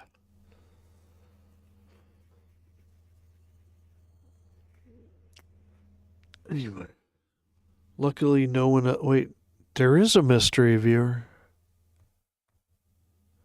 They're like, what the? Why am? What is this guy doing? It's supposed to be lettering. The most. Talk about living impractically. This guy must letter one comic a year. Hmm, close. But okay, so all the lettering is in on this page, but does it make any sense? Because she's like, "Oh, Benny, don't be jealous. See, listen to it say it back. Wonderful, isn't technology amazing?" And the whole page is, except for this square here, this is panel one. And the next thing after she says is a repeat of her line from the script in quotations, italicized in a radio balloon, with an arrow going to the device that's saying it, playing it. But this is, I mean, in the script, this kind of goes before. What the Christ? Okay. This kind of goes before this in panel two. So if I put it over here, then I have to have this lightning bolt across her body. I don't want any. This girl's in a bikini, so I don't want it. It's not supposed to cover her up at all. And then do I do one of these long ass balloons? I don't want.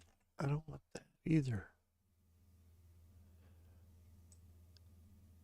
I mean, if I put it here, that's way too long. That is way the fuck too long to oh, shut up. To go to this device. I'm just kind of roughly fucking around with this. I'm gonna, it's like I can do one of these lightning things that would go curve this way and curve back way and around here. But to go all the way down there, isn't that weird? And then part of me is spiteful, where I just want to put it.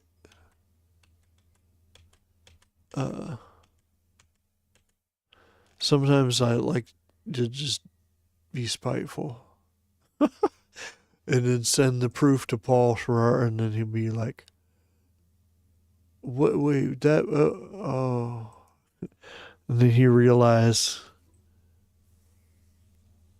the problem is in the artwork setup. So anyway, maybe I should save. I haven't even saved the document.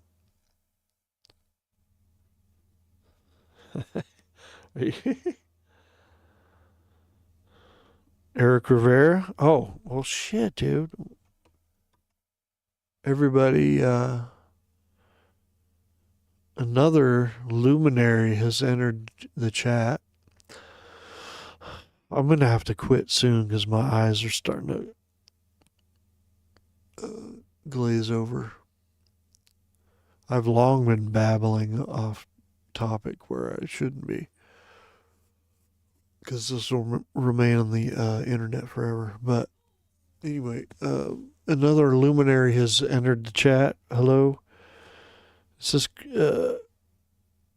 Crazy Eric _art, also known as Eric Rivera, and I'm wearing one of his shirts right now from one of my favorite childhood movies, Wizard. This is Crazy Eric has a TeePublic shop, and you can get one of these yourself.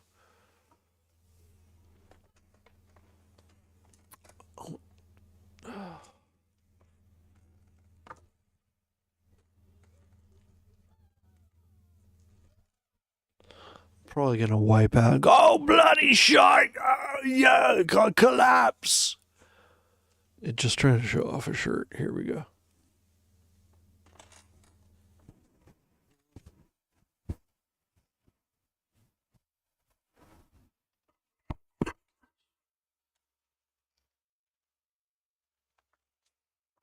See that?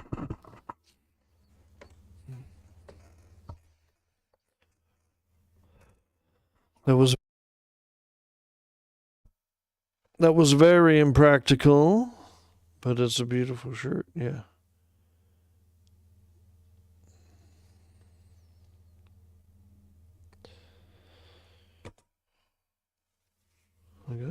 I got two of his shirts. I have 0 Erwin Papa TeePublic shirts.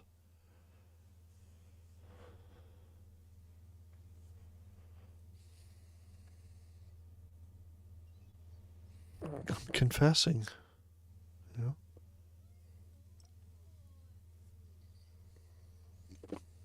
know? Empty. But more congratulations in order. At the top of the show, I mentioned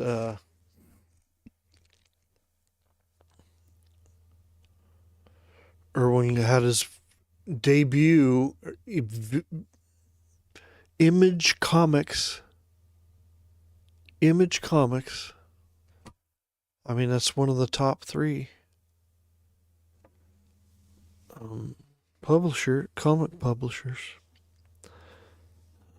You had your first debut Image release, but also today, Warwick Walker, the writer who wrote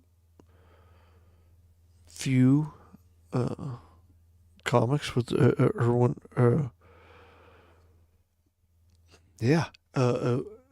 Erwin Papa artwork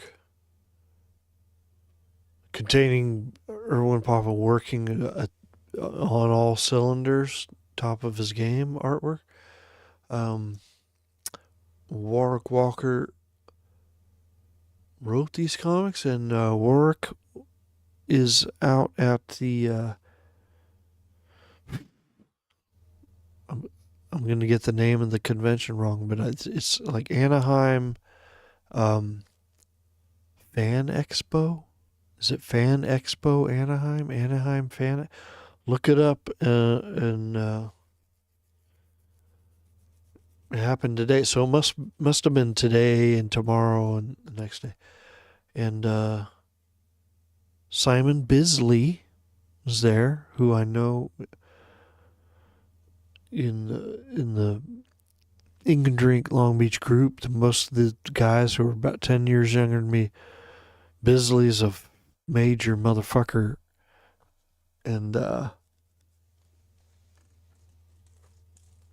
he was there, and Warwick gave him a copy of Vile, a copy of Angriest Warrior.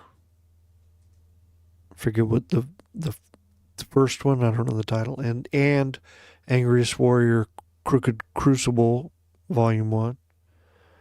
And he took pictures, and Bisley, he took pictures showing them off, like several, like ooh, like looking animated.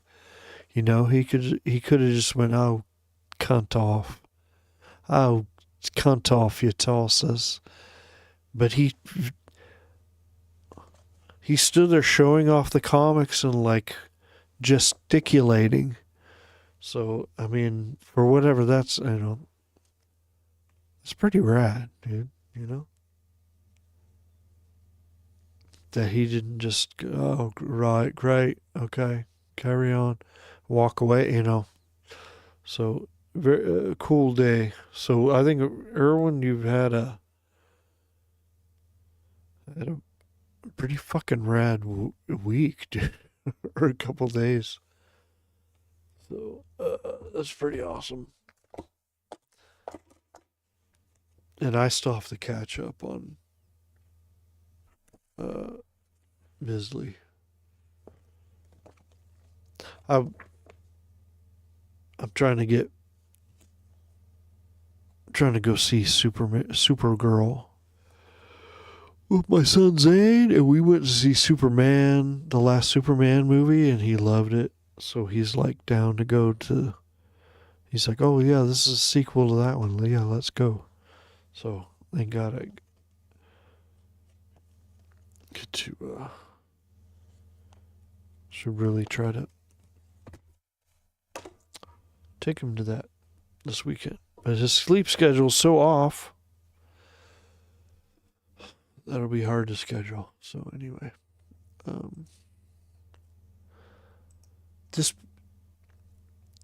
I mean, okay. So this page is done. This whole live stream, what I've been on like 5 hours, and I did like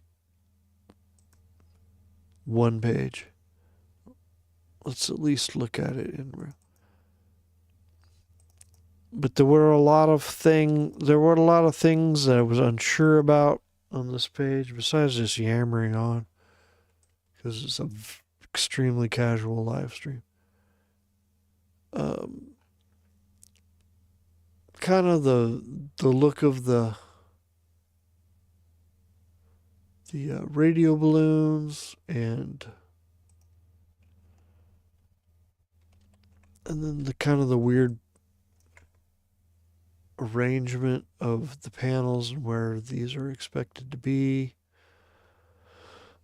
The device from what's the recording that's coming from this audio device, which is impossible for the time period, but Paul Sharar has zero technical knowledge.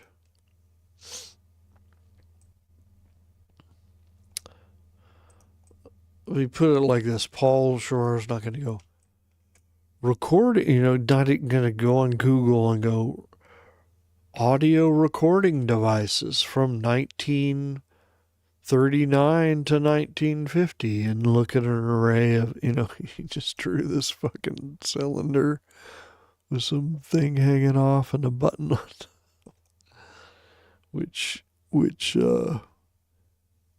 could only record something if it had some kind of a flash drive space on it or something, which would be the 21st century. So anyway,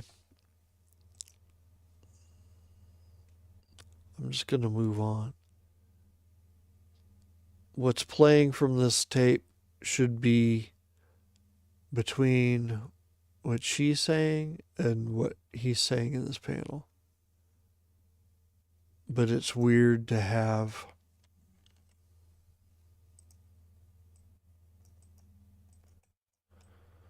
this shit up here where it's supposed to be, and then have a long ass radio tail down to here. I hate that. So I don't know. So anyway, this is a save and fuck off. Close it. So I'm gonna.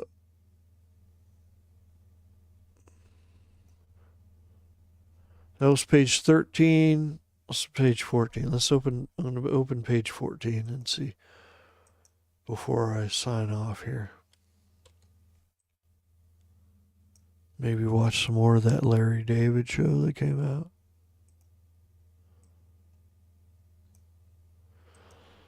I guess it just came out. New Larry David series. Historical something.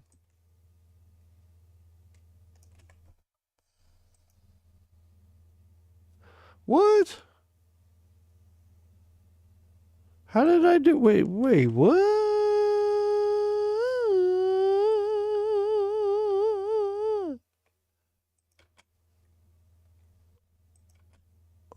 That was 15, dumbass. Okay, 16. You'd think I've been drinking or something. All right, you guys are probably going to go get on the audio chat. I'm just going to take a look at here. What are we looking at here on this page? You guys are free to go. I mean, shit.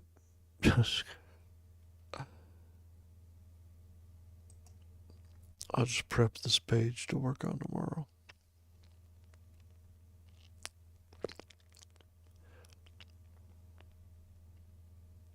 I probably won't live stream tomorrow, so I'll probably just listen to my prog show and letter. Unless someone else streams, then I'll watch their stream. I gotta balance it out. Okay, merge selected. I bought my son a Battle Beast comic today because he likes the Invincible cartoon, and he looks up all the lore and stuff online, so he knows a lot more about it than I do. But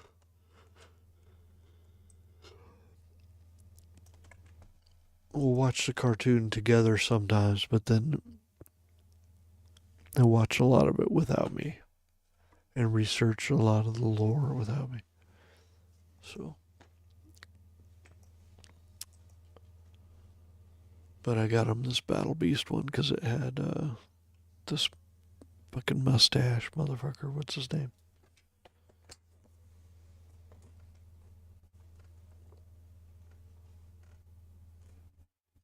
This Viltrumite mustache badass motherfucker that he likes. Or he asked me to, when I asked him, for the giveaway sketch cards I drew for Ink and Drink Long Beach, our meetup with Long Beach Walls. I think one of those, he had me draw this guy. What's the guy's name? I forget.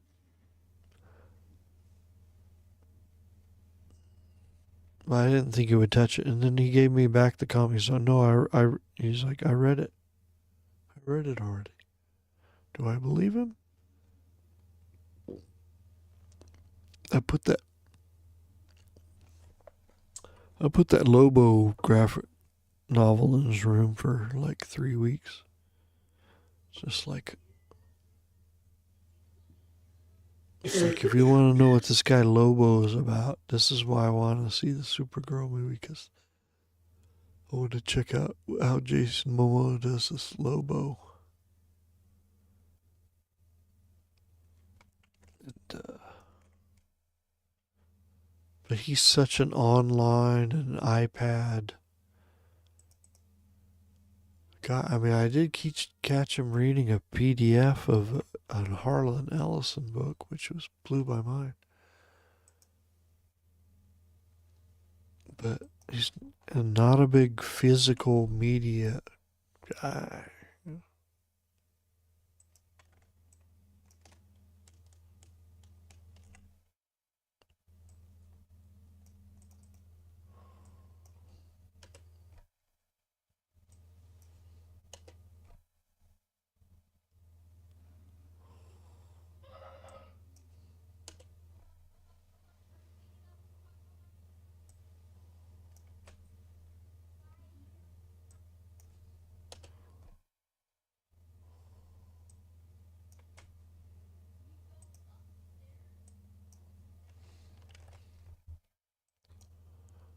That looks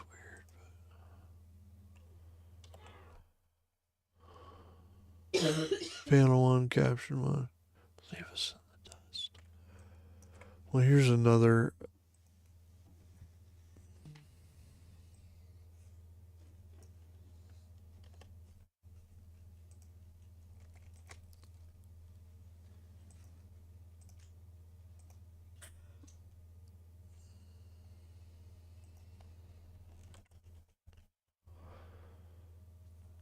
This is where a leftover speech.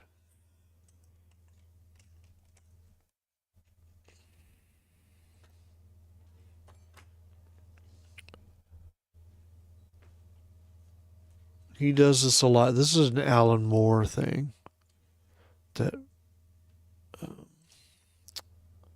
Paul tries to do.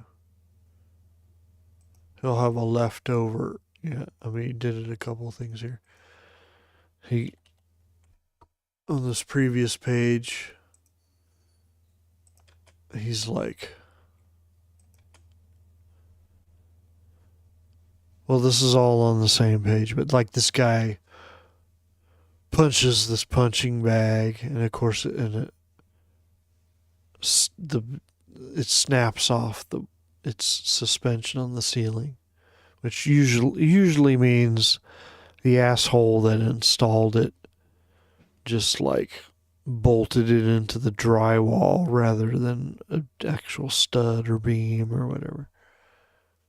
But Paul doesn't know that much about boxing. And then here, this guy's so tough. But the rope that broke this off are two ropes. There's one rope here, and there's two up here, and they're snapped. So it didn't break out of the drywall. But he punches that thing, and it falls, and then this guy's all, hey, we gotta get a hold of this guy. Yeah, there's someone, we gotta get a hold of this guy. And then the punching bag is on the ground, and he goes, and make him dead weight. And then there's the dead weight of the punching bag that needs to be reinstalled. He does that a lot on the. It's kind of a, if you read Watchmen, you try to do that kind of thing. And this one, he'll carry over the person speaking into the next page and leave us in the dust. And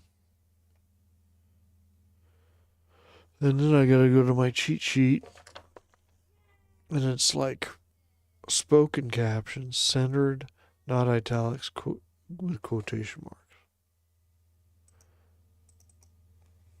marks. So I'm just gonna do that. Oops.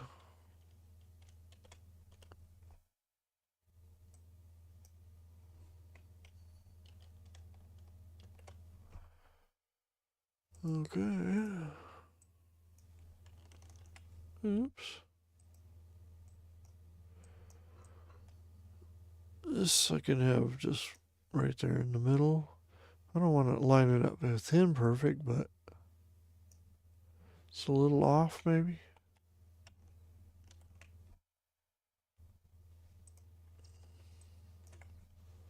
And I could, okay, if you want the furthermost, you start at the top left. It's there. Maybe that's a little too. So you could probably move it down here.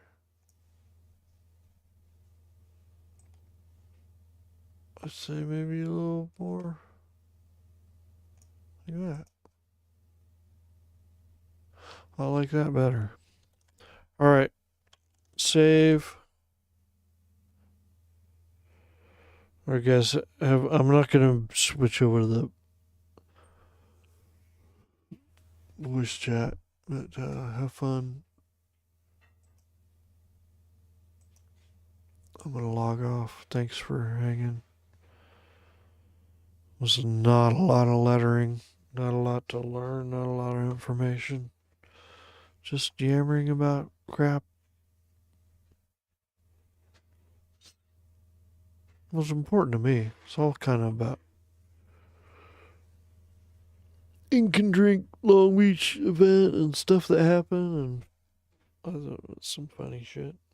So anyway, good night. Thanks for hanging out. And I'm gonna go raid the fridge and then probably watch the rest of that Larry David thing until I start snoring. So.